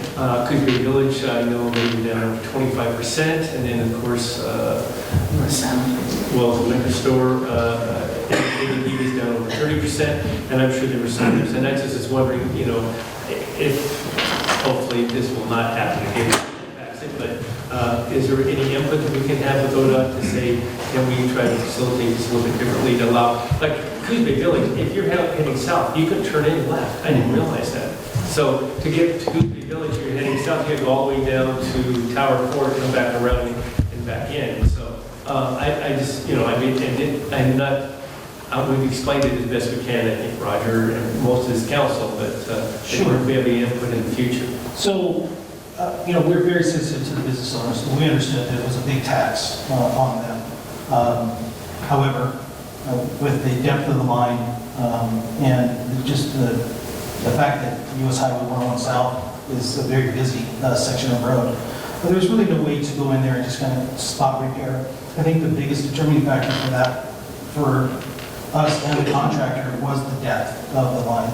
20 foot deep, we ended up opening from curb line to curb line across the 101. So we're actually pretty lucky that they were able to get in there so fast and do that repair as fast as they did. It was very, very lucky that we were able to mobilize the contractor in such a short amount of time, that they had the experience and we had the equipment and staff to be able to do that, to work 24 hours a day to make that repair. No, I admire them, and the job that was done and the understanding and the reason the job. I just didn't realize if there's a way that, they can facilitate maybe allowing access to some of the different businesses if it was ever happening. So, during that whole process, I did reach out and work with ODOT on trying to determine a different path in order to move this traffic around the area. Right. Unfortunately, with looking at the several factors, safety being number one, this was the best scenario in a very tough situation. Well, at least you looked out for it and tried, so appreciate it. So just to be clear, sorry, ODOT ultimately makes the final decision on the route. Is that correct? On this particular project, yes, ODOT was the driving decision maker on this traffic control. We did coordinate with them. Once again, as we reviewed it, this was for traffic control. This was the best thing. Thank you very much. And my question is, that's probably the worst possible place because there's just not any access or way around it. But if that pipe was in there since 1919, how assured are we that the pipe farther down the road, headed south, isn't going to be another problem? And should we be inspecting that more regularly so that we don't, because it would still create problems if traffic were to have to be rerouted again. Sure. We did have the road closed, we did take that opportunity to inspect the surrounding pipelines, just to kind of gauge this condition of them once again from the interior. And as we make improvements around town, we typically will spot repair as we're moving. I'm not sure if the downstream system or the, further south, what the year that it was installed, but it was reported that the system itself, the integrity of the line, once again appears to be in good shape. So we take those and couple that with projects in the city, make a priority list based off of those discoveries. To Councilor Kilmer's point though, how much line do we have left that's from 1912? That's roughly what I was going to ask. I know at one point we had a project where it would have been a while back it was talked about, but we were swapping out the 4-foot pipes for 12-foot pipes. Sure, and concrete lines or concrete pipe are typically 3-foot sections, so even if it is brand new pipe, the concrete is typically 3-foot in length just due to the weight. But we do have an aging system. However, 1919 is very old for us. It's very old pipe, but if it's still functioning and still operating as may be, or we can expect it can, based off of our inspections, then I wouldn't see a need to replace it as of yet. But as we do move through, we do prioritize based off of condition assessments. But that didn't answer my question. How much line do we have left that is that old? I don't know that answer. I imagine we do have some. I don't think we have many, but I can look into that. That'd be awesome. I think that section was probably one that everybody's like, no, I don't want to touch that because of the difficulty in it. But I'm not convinced even, I mean, that's all downhill, that perhaps the problem that we had to the north of that wasn't involved somehow in removing stuff that maybe caused that collapse, but. No one will know. Okay, any more questions for Greg? Besides how much time we have for 1919? All right, we have a resolution before us, Council. I'll make a motion to award the emergency sewer repair along Highway 101 project to Knife River Materials for an amount not to exceed $555,607.87. Second. We moved and seconded, and just for information, it was 240 feet long, and how deep? At the deep end was 20 foot in depth, and as we moved further, that was on the north side, north of Morgan Met. As we moved south, we got to a depth of 10 foot was the shallowest that line got. Okay, so good job, thank you. Unfortunately it happened, but we got it taken care of. And we have the funds for it, wastewater. So, any other comments? Yeah, we asked all those pointy head questions, but I really wanted to thank staff and the contractor and ODOT for allowing us to get this done in the shortest period of time. So thank you very much. Next time we just don't want it around Valentine's Day, right? All right, we hope we don't have to agree. Okay, so we have a motion and a second. Any other comments? Hearing none, I'll call for the question. All in favor say aye. Aye. Aye. Any opposed? Hearing none, passes. Thank you, Greg, appreciate it. Consideration of the formation of the Coos Day Celebration Committee for 150 years. Who's handling this? Nicole? No, Roger. I'll take that. Okay. Usually Chip Harder reports to the staff. Like great. You know, you guys should sit on the same side, because it's like, you know. All right. So, 2024 is going to be a great year for the celebration. In 1974, the city held its centennial celebration of its being 100 years old since the date it was incorporated.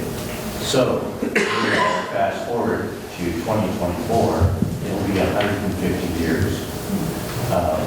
At the 100-year celebration, that was celebrated, which is now considered the birth of the Fun Festival weekend.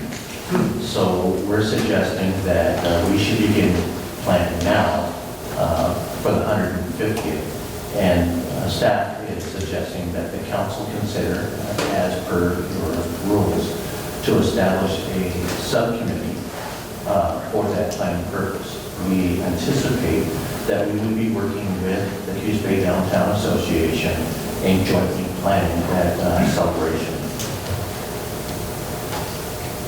So if it meets with your approval, we ask you to establish a committee.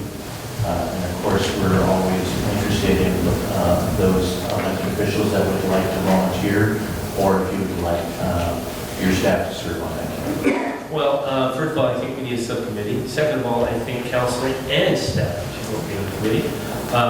And I'm going to suggest, well, I already twisted Lucinda's arm, and I'm going to twist Stephanie's arm, she's in the Downtown Association, and anyone else, Robin, I'll supervise and maybe give our opinion from a distance. So I don't, anyone else want to be in this committee? I'll join the supervisory Okay, committee. all right. I would like to see representation from the Visitor Conventions Bureau as well, just because I think it can help So, support business. are you volunteering? We already gave each other a nod, so. Okay, so there's the start of the subcommittee, Roger, and then staff, I'll leave that in your capable hands, and Nicole's. Notice we didn't ask if you're willing. No, Joe just told me, yeah. All right, is that enough direction? I think we can actually form that committee. I don't believe we need a motion. Do we need legal representation on this committee? If you wish. I think I have direction. Thank you. All right. Next item on the agenda is city manager report. Well, I want you to be able to turn to the other side now. Hey. Thank you. You guys, you definitely need to sit on the same side. So, Direction which way to flip, please. yeah. I would start with hoping that everyone recognized the fabulous lighting that we have in the space tonight. Wow. We had a electrician in here the last couple days to replace the bulbs that were existing and likely some of the infrastructure there to LED. So we have a little bit of cost savings there with, under the Energy Trust savings program, and then obviously the energy savings of that over time. But the ultimate savings is to those who suffer with challenges for lighting that causes some concerns for them. So it's a nice clean light in here. Hopefully we're going to enjoy that. It also prompted us to contemplate when the last time our projector bulbs were replaced. We believe since they've been up there, they've not been replaced. So we'll be looking at that, which will potentially make these on the screen a little bit nicer as well. As you know, we're working on the sound project. We are just at the finish line waiting on microphones. Those microphones should be in the next couple months, we're expecting. Very similar to what you have now, however, they will be on off mode. You'll get to turn them on when you're going to speak. That will help really with the sound in space, kind of being contained. And then the last little element to hopefully make this a nicer space for everybody is potentially upgrades to the video. We're looking at some options that can give us a better focus on all of you here at the dais. Maybe repositioning so we can see the speakers talking, presenting to you. And then also potentially some equipment that makes it up at your desk that gives access, that be assigned here in the room. We give access here for you guys, but also planning commission and in the budget, we'd be able to fully supply this whole diets with devices. So we're just looking at some options. So segue into so that's our goal. The council goal was to kind of create a better environment here for meetings. Another council goal is to show a little bit of attention to our boardwalk facility. You'll notice we did some work there with the brickwork entryway there. We are working on the flagpoles, so we have those in. The bases are being dealt with right now. Those flagpoles will have some lighting added to them that will really help to eliminate those displaced flags during the evening and darker hours. That is all, again, part of the goals, which we are going to be bringing to you our first quarterly report at the work session. We've translated the goal document into a tracking document, so you'll be able to see kind of where we're at in progress, if there's staff assigned to that, what we've done, what we believe next steps are, and maybe even some check-offs, things we've accomplished with your guidance. So I'll come to you next week. Great. So that's it, the city manager's report? It is. All right. So council comments, Carmen? Hello.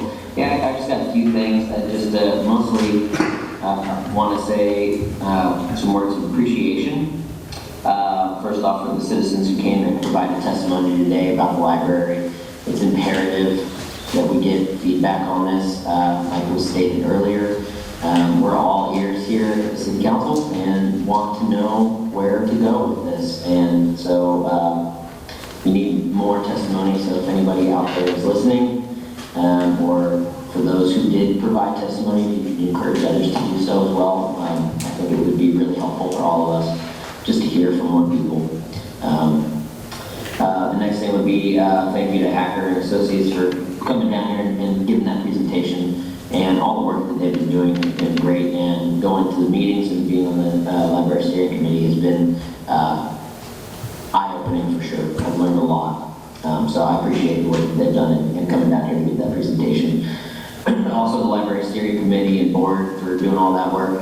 There's been so much going in on this, and there's a lot of opinions out there, and being just, focused on options and being creative is kind of the name of the game right now, and everybody's been doing a really good job.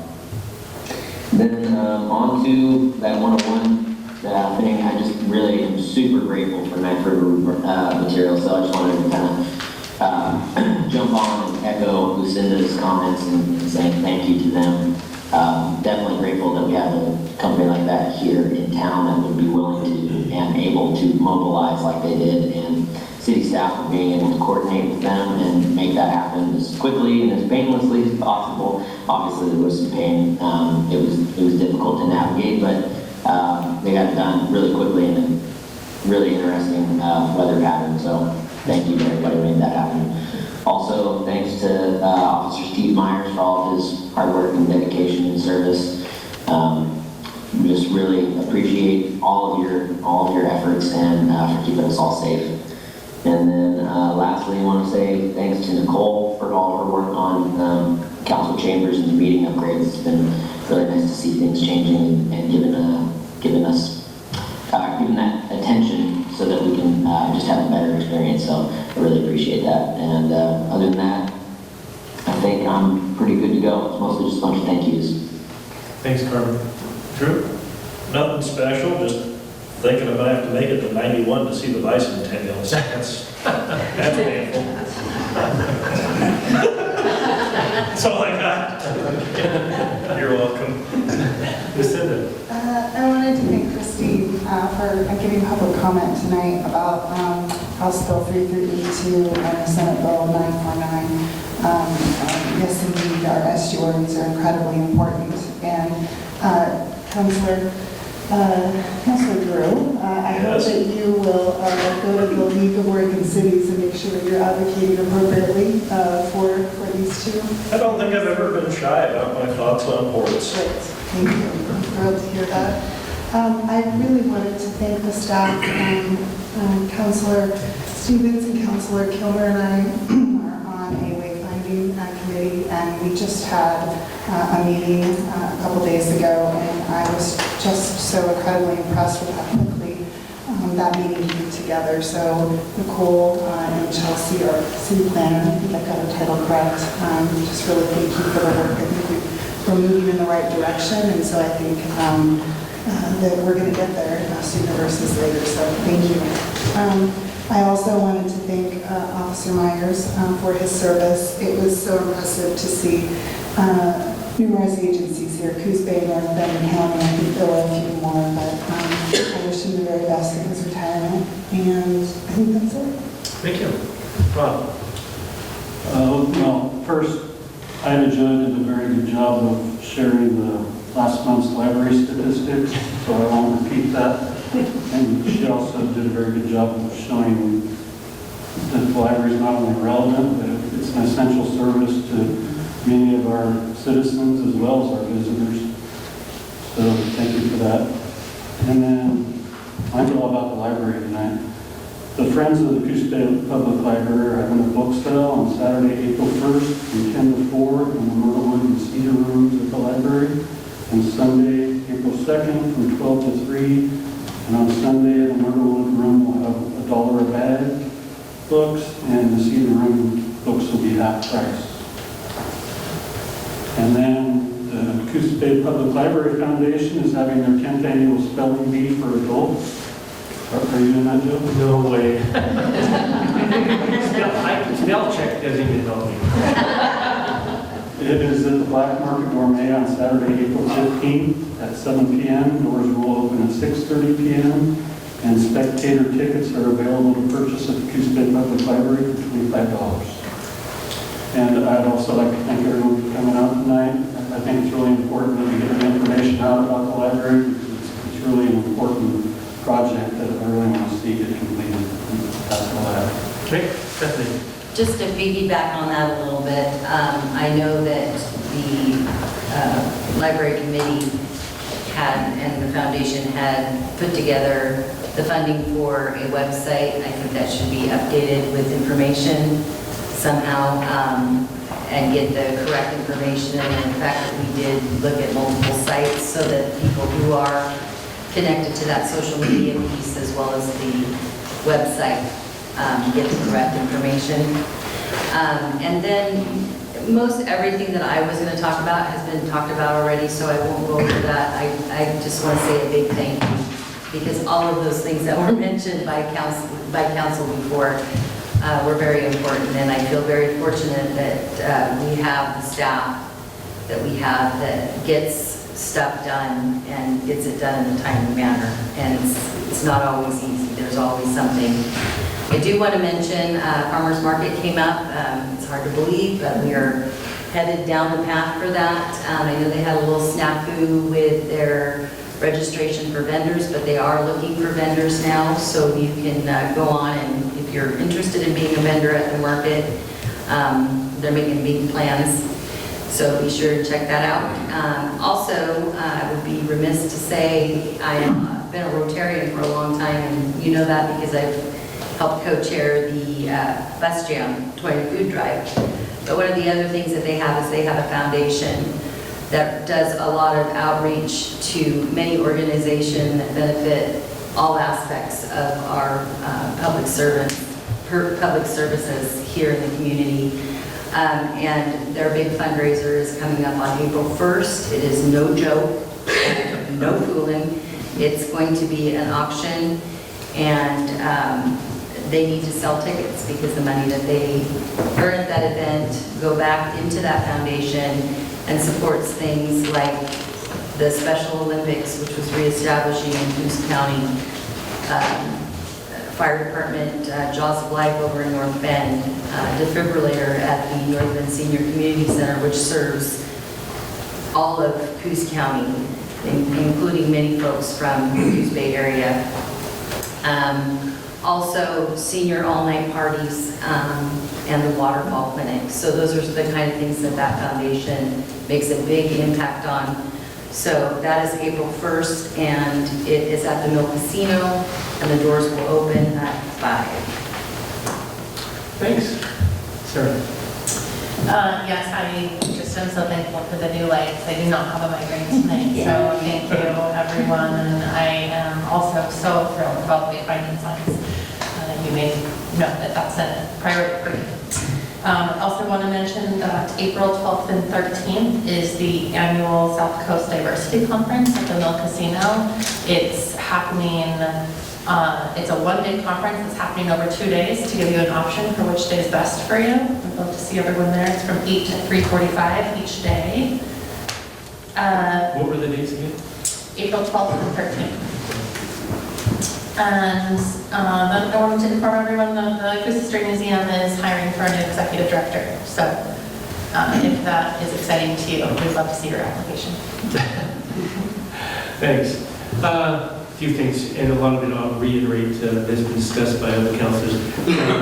Christine, thank you for coming before us and giving us the information. Not just her, but all the citizens do. It's appreciated. We can't keep on top of it, so anything you can bring forth, we'd love to hear. I also want to take the time to thank Steve Meyer. Like I said, I played racquetball with him, and he was an officer that was a great part of our service. We're fortunate in this area to have the police services we do, and I just want to give a call out and a shout out to them and thank them for all they do. It's not always easy what they do, and so I appreciate it very much. Laura, I thank you for coming down for Hacker and doing a great presentation. I want to thank all the library steering committee for putting the time and effort in, not just today or yesterday, for years this has been going on. So hang in there, get us through this and to the finish line. And so thank you so much. And I want to thank all the staff for all their input and time into all this.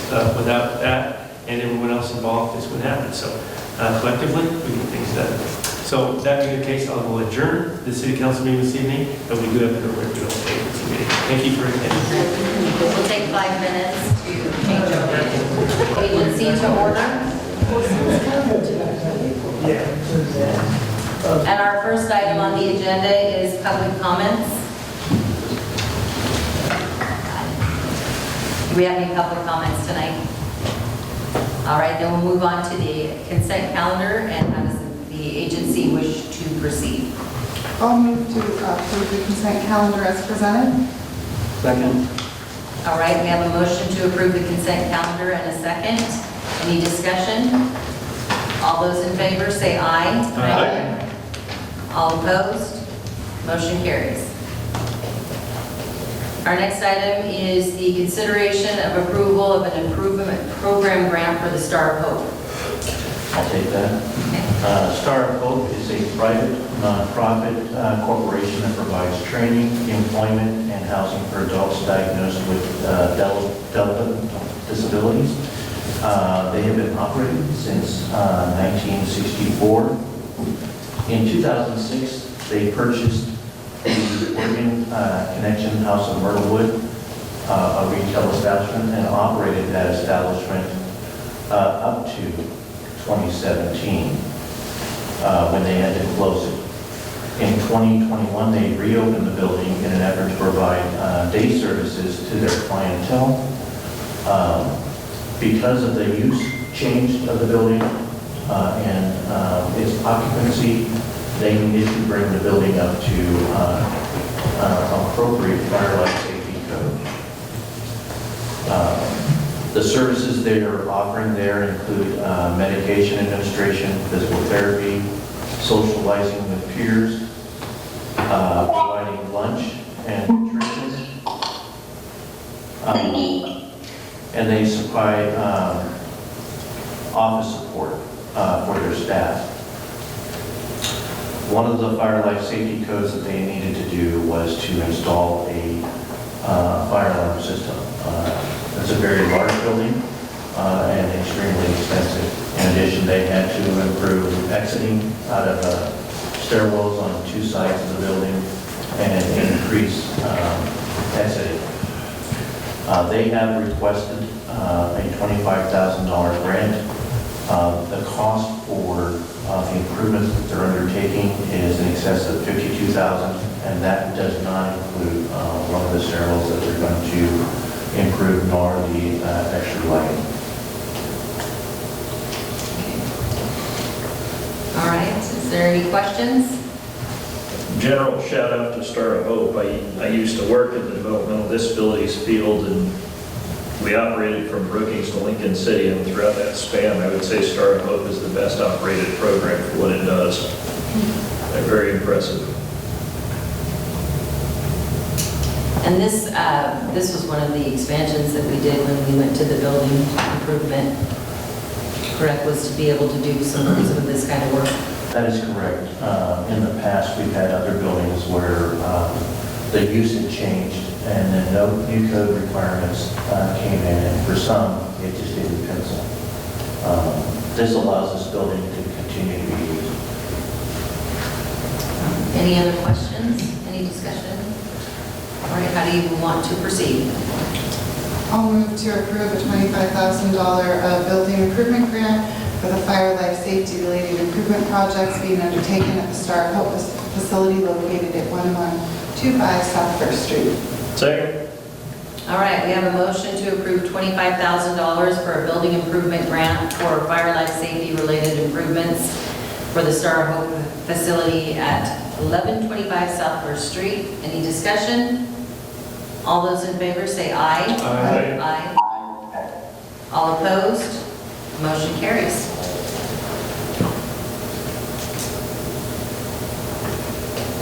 And our next item on the agenda is to consider the approval of an improvement grant for the Coos Art Museum. In 1983, the Coos Bay Urban Renewal Agency purchased the former post office located at 235 Anderson Avenue to provide a home for the Coos Art Museum. The city still owns that building and is the owner of the permanent collection. Although, thankfully, we do not manage that.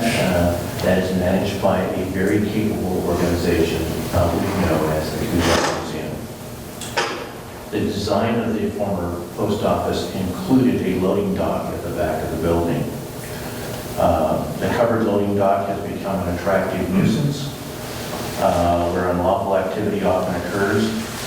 The Coos Art Museum is also in need of additional storage space and desires to enclose that former loading dock to create that additional storage space that they need, but also to eliminate that attractive nuisance area. The Art Museum did engage the services of Croclay and Associates, who created project plans and specifications. Bids have not been received, and that is a little different than what we normally do, but in this case, the building is ours.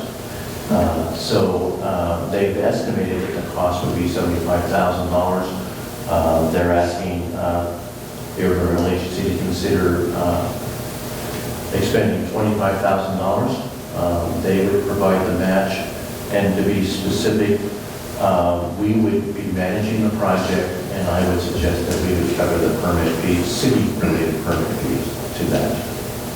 So if it pleases the agency, we would ask you to approve a $25,000 building improvement grant plus related costs for building permit fees to enclose the loading dock.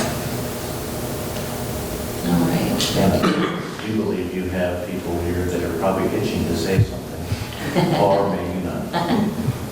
Would you like to say anything? Rebecca, board member for the Coos Art Museum, and I'm accompanied by Crystal Troji, who is the current president of the board, and Tom Foster, who is the former president of the board, and Steve Brooks, the ex-director.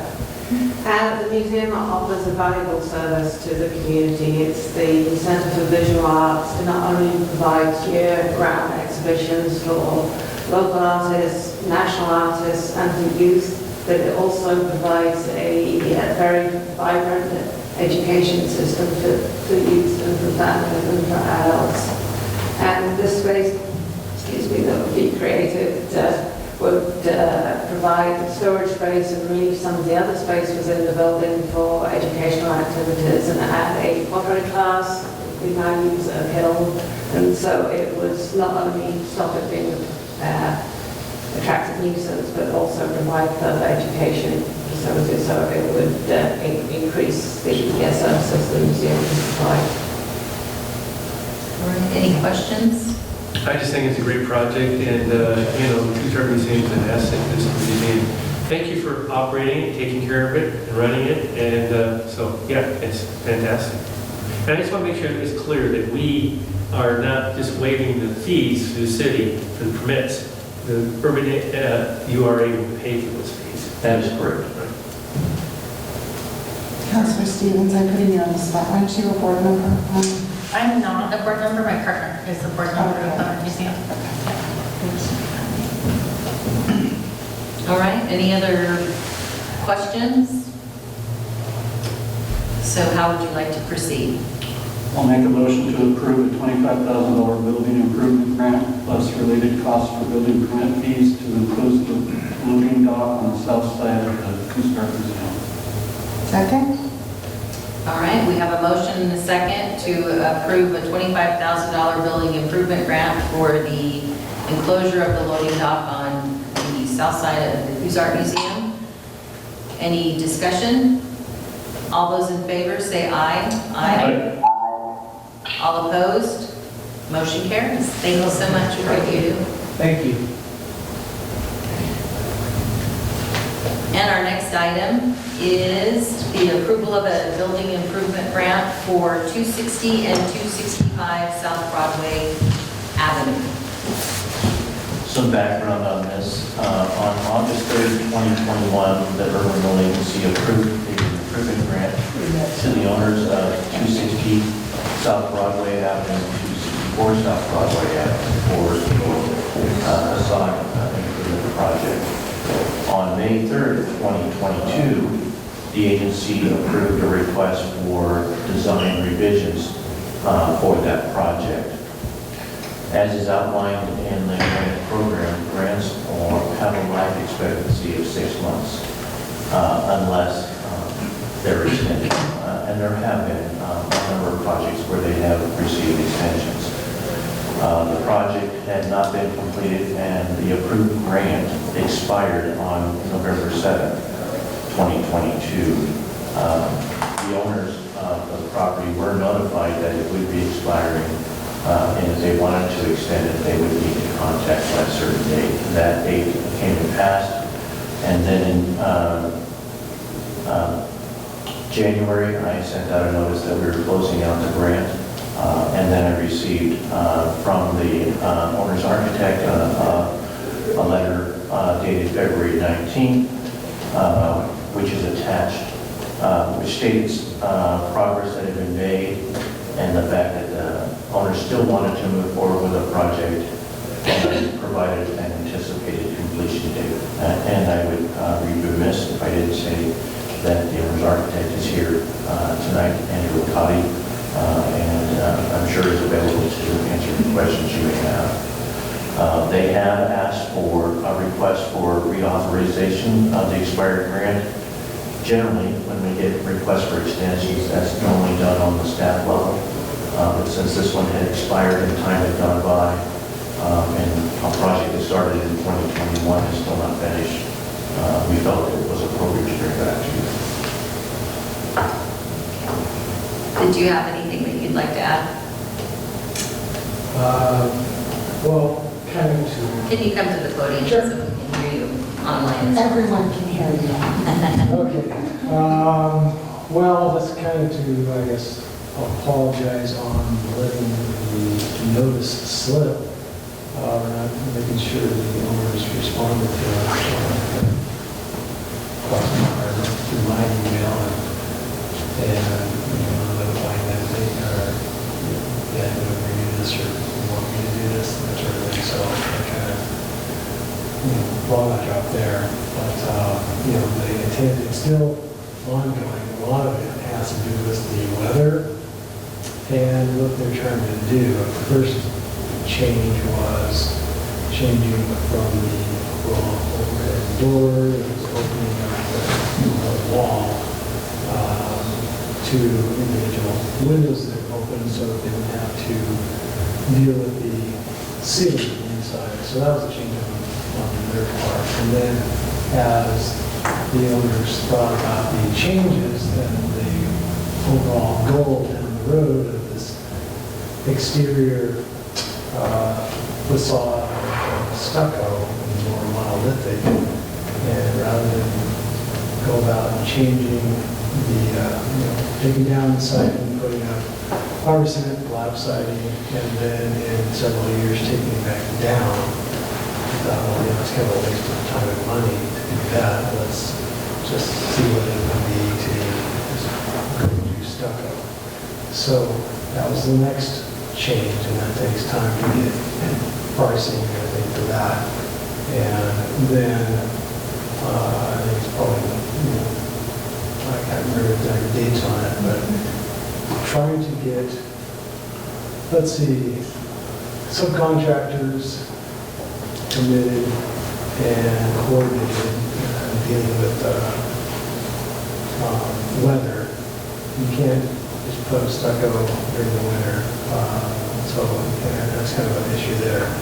And then dealing with the repainting to take place, not just good weather as well, but to, as far as for the contractor point of view, they spend money to clean it, wants to be able to paint it shortly after that. So this whole time window of the other has nice weather, now it's raining, now it's wet.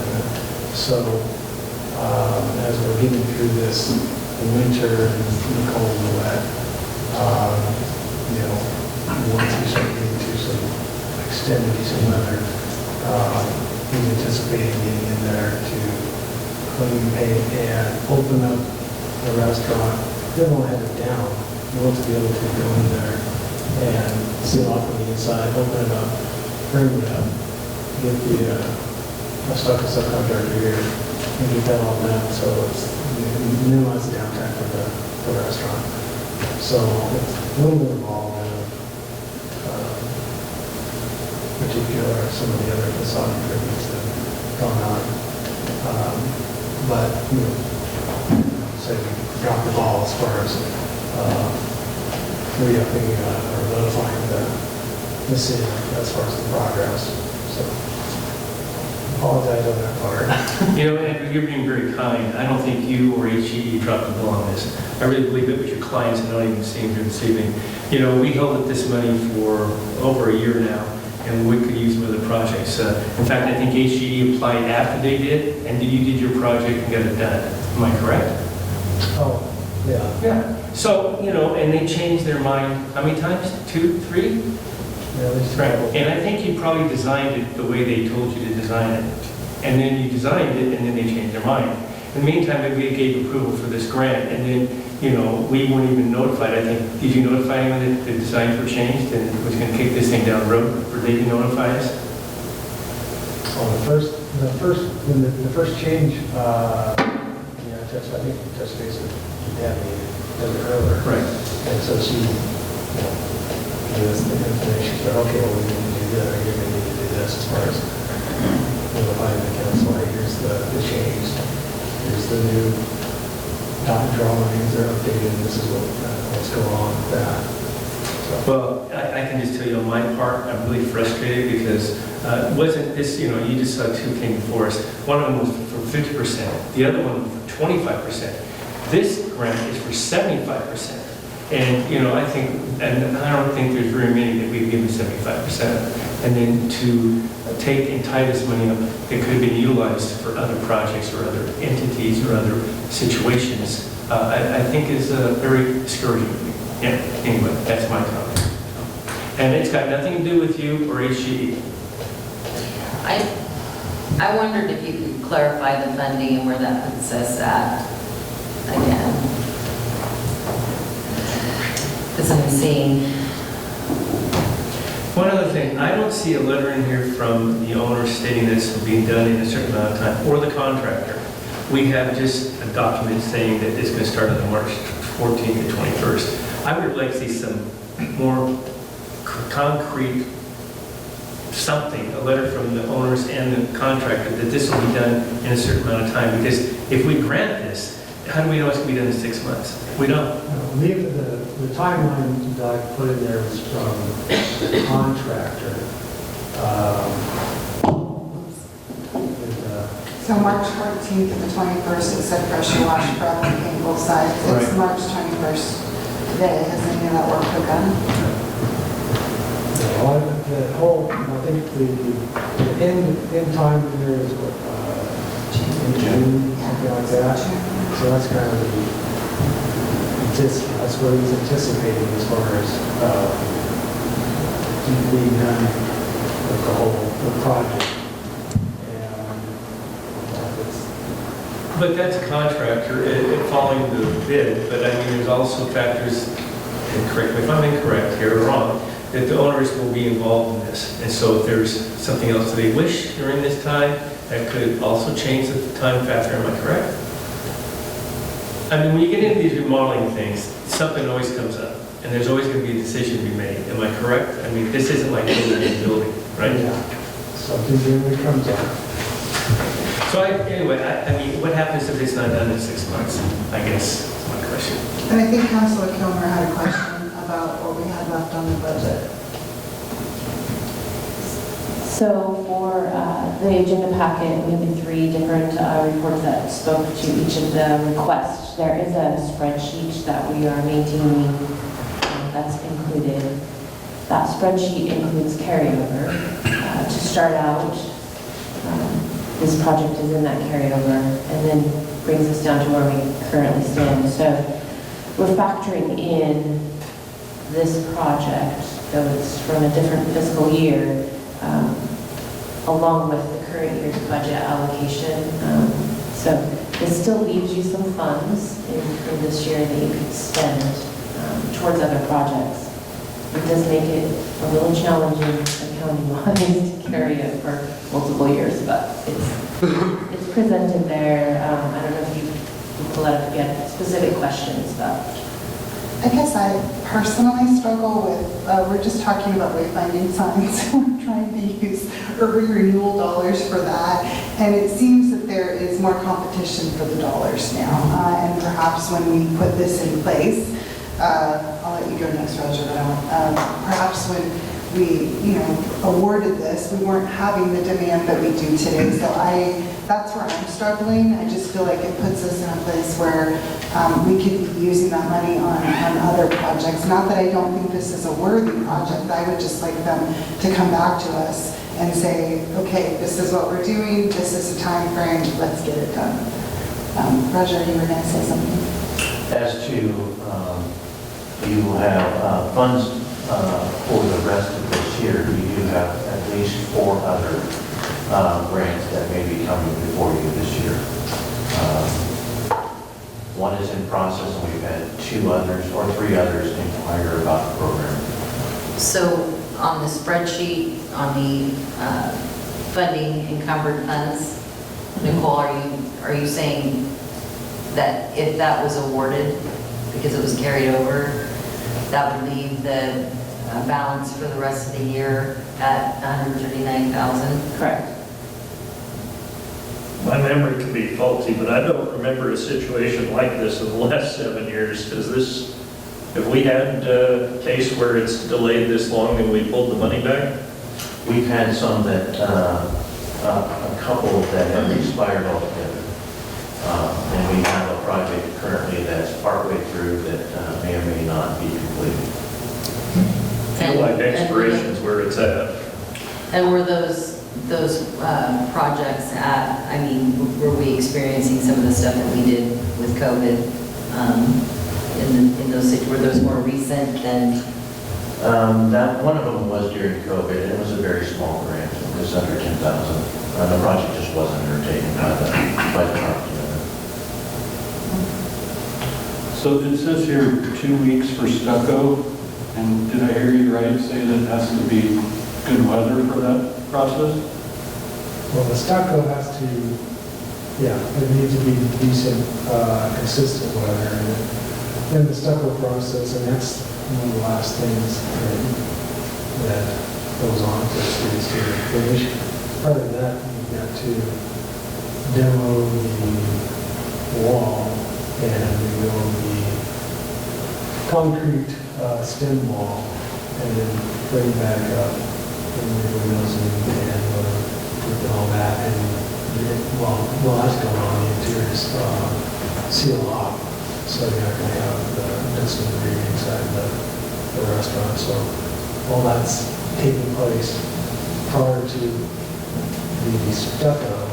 So to minimize this whole process, you're on a schedule, the whole demo remodel portion, when you know you've got consistent temperature and weather to deal with it. So I think maybe it was 2 to 3 weeks or something. The time period in there they have the remodel portion, and then there's a little time period in there for the exterior finish. which I'm not sure that the total is maybe 5-6 weeks or something like that. What if we got creative? What if we gave them $25,000 and with the idea that they would have to complete it by June, we could still make sure that we can fund our other grants, and so that might be a way to do it. I don't like it a lot because I'm worried it sets a precedent, but at the same time, that would allow us to still try to help them with what they're trying to accomplish, as long as there was a commitment that work was complete by July 1st, or we need to figure out what that looks like, and as the mayor suggested, maybe a bit more detailed timeline of how we can accomplish it. I mean, I support this project, and I'm just disappointed that it's not done. And I'm sure that you have some frustrations also, but, you know, versatile this money is what's I'm wrangling with, Andrew, and it's got nothing to do with your HGE. So, and that's where I can go from. I'm not sure that the 25,000, are you talking about funding it, the whole thing after that? No, I'm talking instead of the 75,000, right? No, we're talking 100 and, we're talking 138,000. 838,000. That leaves a balance of, for fiscal year '23, 139,000. So it basically came out that we have Yeah, I mean, 25, I don't even think covered for the services that they've expended so far. So. Roger, could we add this to the April 3rd Urban Renewal Agency meeting and get an update on the progress before we make a decision? Yes, that's certainly up for your direction. That's what I would propose. I think it's being really generous, and I would hope that if we do go down that road, that the owners would be here. Yes, that too. Well, I would definitely like to see, you know, a letter of commitment from both the contract, and I know the contract, there's variables. I mean, like, I think by now, most of the products should probably be in hand, I would hope, to think in. Windows are here, or if you don't want to open it. You know, I mean, and there's some flexibility on that, and weather and all that other stuff, but, you know, make sure that there's a commitment, because we've gone, I think this council or agency has gone the extra step, or extra length on that, and I don't think any apology is necessary, anyway. I agree with Rob, and that's fine with me. Yeah, I mean, generally, the process is just to move on to the next one, and before we consider anything new, to take a look at what we have on the books already kind of pending. And so I think that's where we're struggling right now, is that we're at the end of the time period, and we actually have had a lot of requests. So I think that's the difficulty in taking such a big chunk, knowing that we have some other pending projects. It's almost like, you know, you were here and now you're coming in behind, requesting again, even though it's a re-request, it's really not. You're having to basically come before the agency again. Yeah, I'm in favor of letting it expire, and if they would like funds, they can come before us again. I'd agree, let it go to people that can finish the job. Yep. So do you want to bring it back April 3rd? Nope. My opinion. It's been a long time. How does the rest of the agency feel? What do you think, Carmen? Yeah. Well, unfortunately, this is a very, very large urban renewal fund grant, and it does seem quite unfair to let it lapse. They were definitely within the rights to use it and get it done, get it completed. It just didn't happen. So I'm kind of in favor of them reapplying. You know, I realize that kind of puts a hitch in their giddy up, but at the same time, you don't get the funds until you complete the project anyways, would that change the scope of their project? Well, potentially. But that's something that maybe I would have liked to ask them tonight, I guess. And since they're not here, I really don't know what to do except for look at the facts, which is they've gone well beyond the expiration date, and it was a large sum, and there's a lot of competition for this. So I'm kind of feeling like we got to let it lapse. The only thing I see here is that I think that they have an expense with the materials and stuff right now. Probably, right? They're committed to the materials. That's true, but you have to pay for the entire project cost out of pocket before you get the funds reallocated to you anyway, so, or reimbursed. So I guess someone has to make a vote. Someone has to. I would like to hear from the owners. Yeah. And make a decision like that myself. That's what I would like to wait till. I think if they came before, so you guys can ask all these questions and maybe they're defendable or not. Would that be a good compromise at this point? Sarah, you were pretty I just strong. think that there's expectations that have been clearly stated, and they knew those expectations, and they didn't meet those expectations. So I think we set a precedent if we extend it. I agree. I struggle with setting a precedent, and that's hard because I love the restaurant, I love the people, but I think it's a big chunk of change, and we have so much competition for those dollars now. It's tough. I will, however, be magnanimous, and if they want to come back on April 5th, I'm willing to humor. That's what Mayor Benetti and President Miles would like. I'm happy to do that, but it's going to be it's going to have to be a really compelling message for me to want to change. I'm not sure what they could say to make me change my mind, so I'll make the motion to let it expire. I second. All right, we have a motion to let the application expire for 260, let me get back there. 260, 264. 265 South Broadway. Did I say, and we have a second? Any further discussion? Well, I'm not quite sure. I would really like to hear from them today. And I still want to hear from them as well.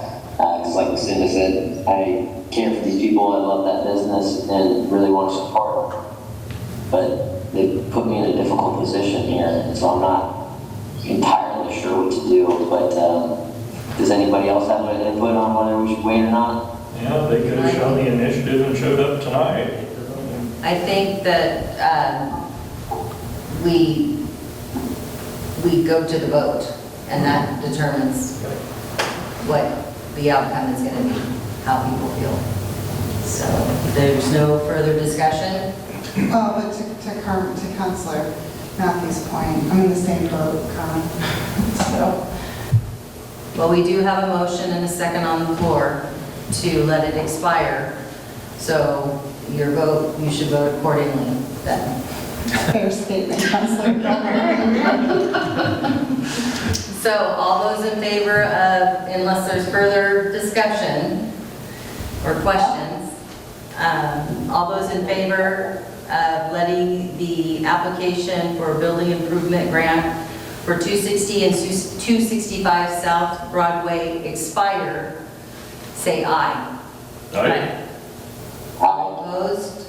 How many did we get? Oh, Carmen, did you say aye? Yes, he did. Okay, all opposed? Aye. Nay. Well, that's up to you. No pressure. You go aye or nay? Which way did you go here? I'm sorry. I'm going to go aye. For what? To let it expire. To let it expire. So with that, if I understand correctly, the applicants can reapply. Yeah. Yeah. Absolutely. No, I mean, I think we should. It's just, I already explained myself, so. Okay, so at this stage, the agency has voted to let it expire, they are able to reapply for that grant. And it sounds like some of the agency would encourage them to do that. If they so desire. No, I mean, it's a great program that we have, and these improvement grants and that we've done, and I appreciate anyone's time.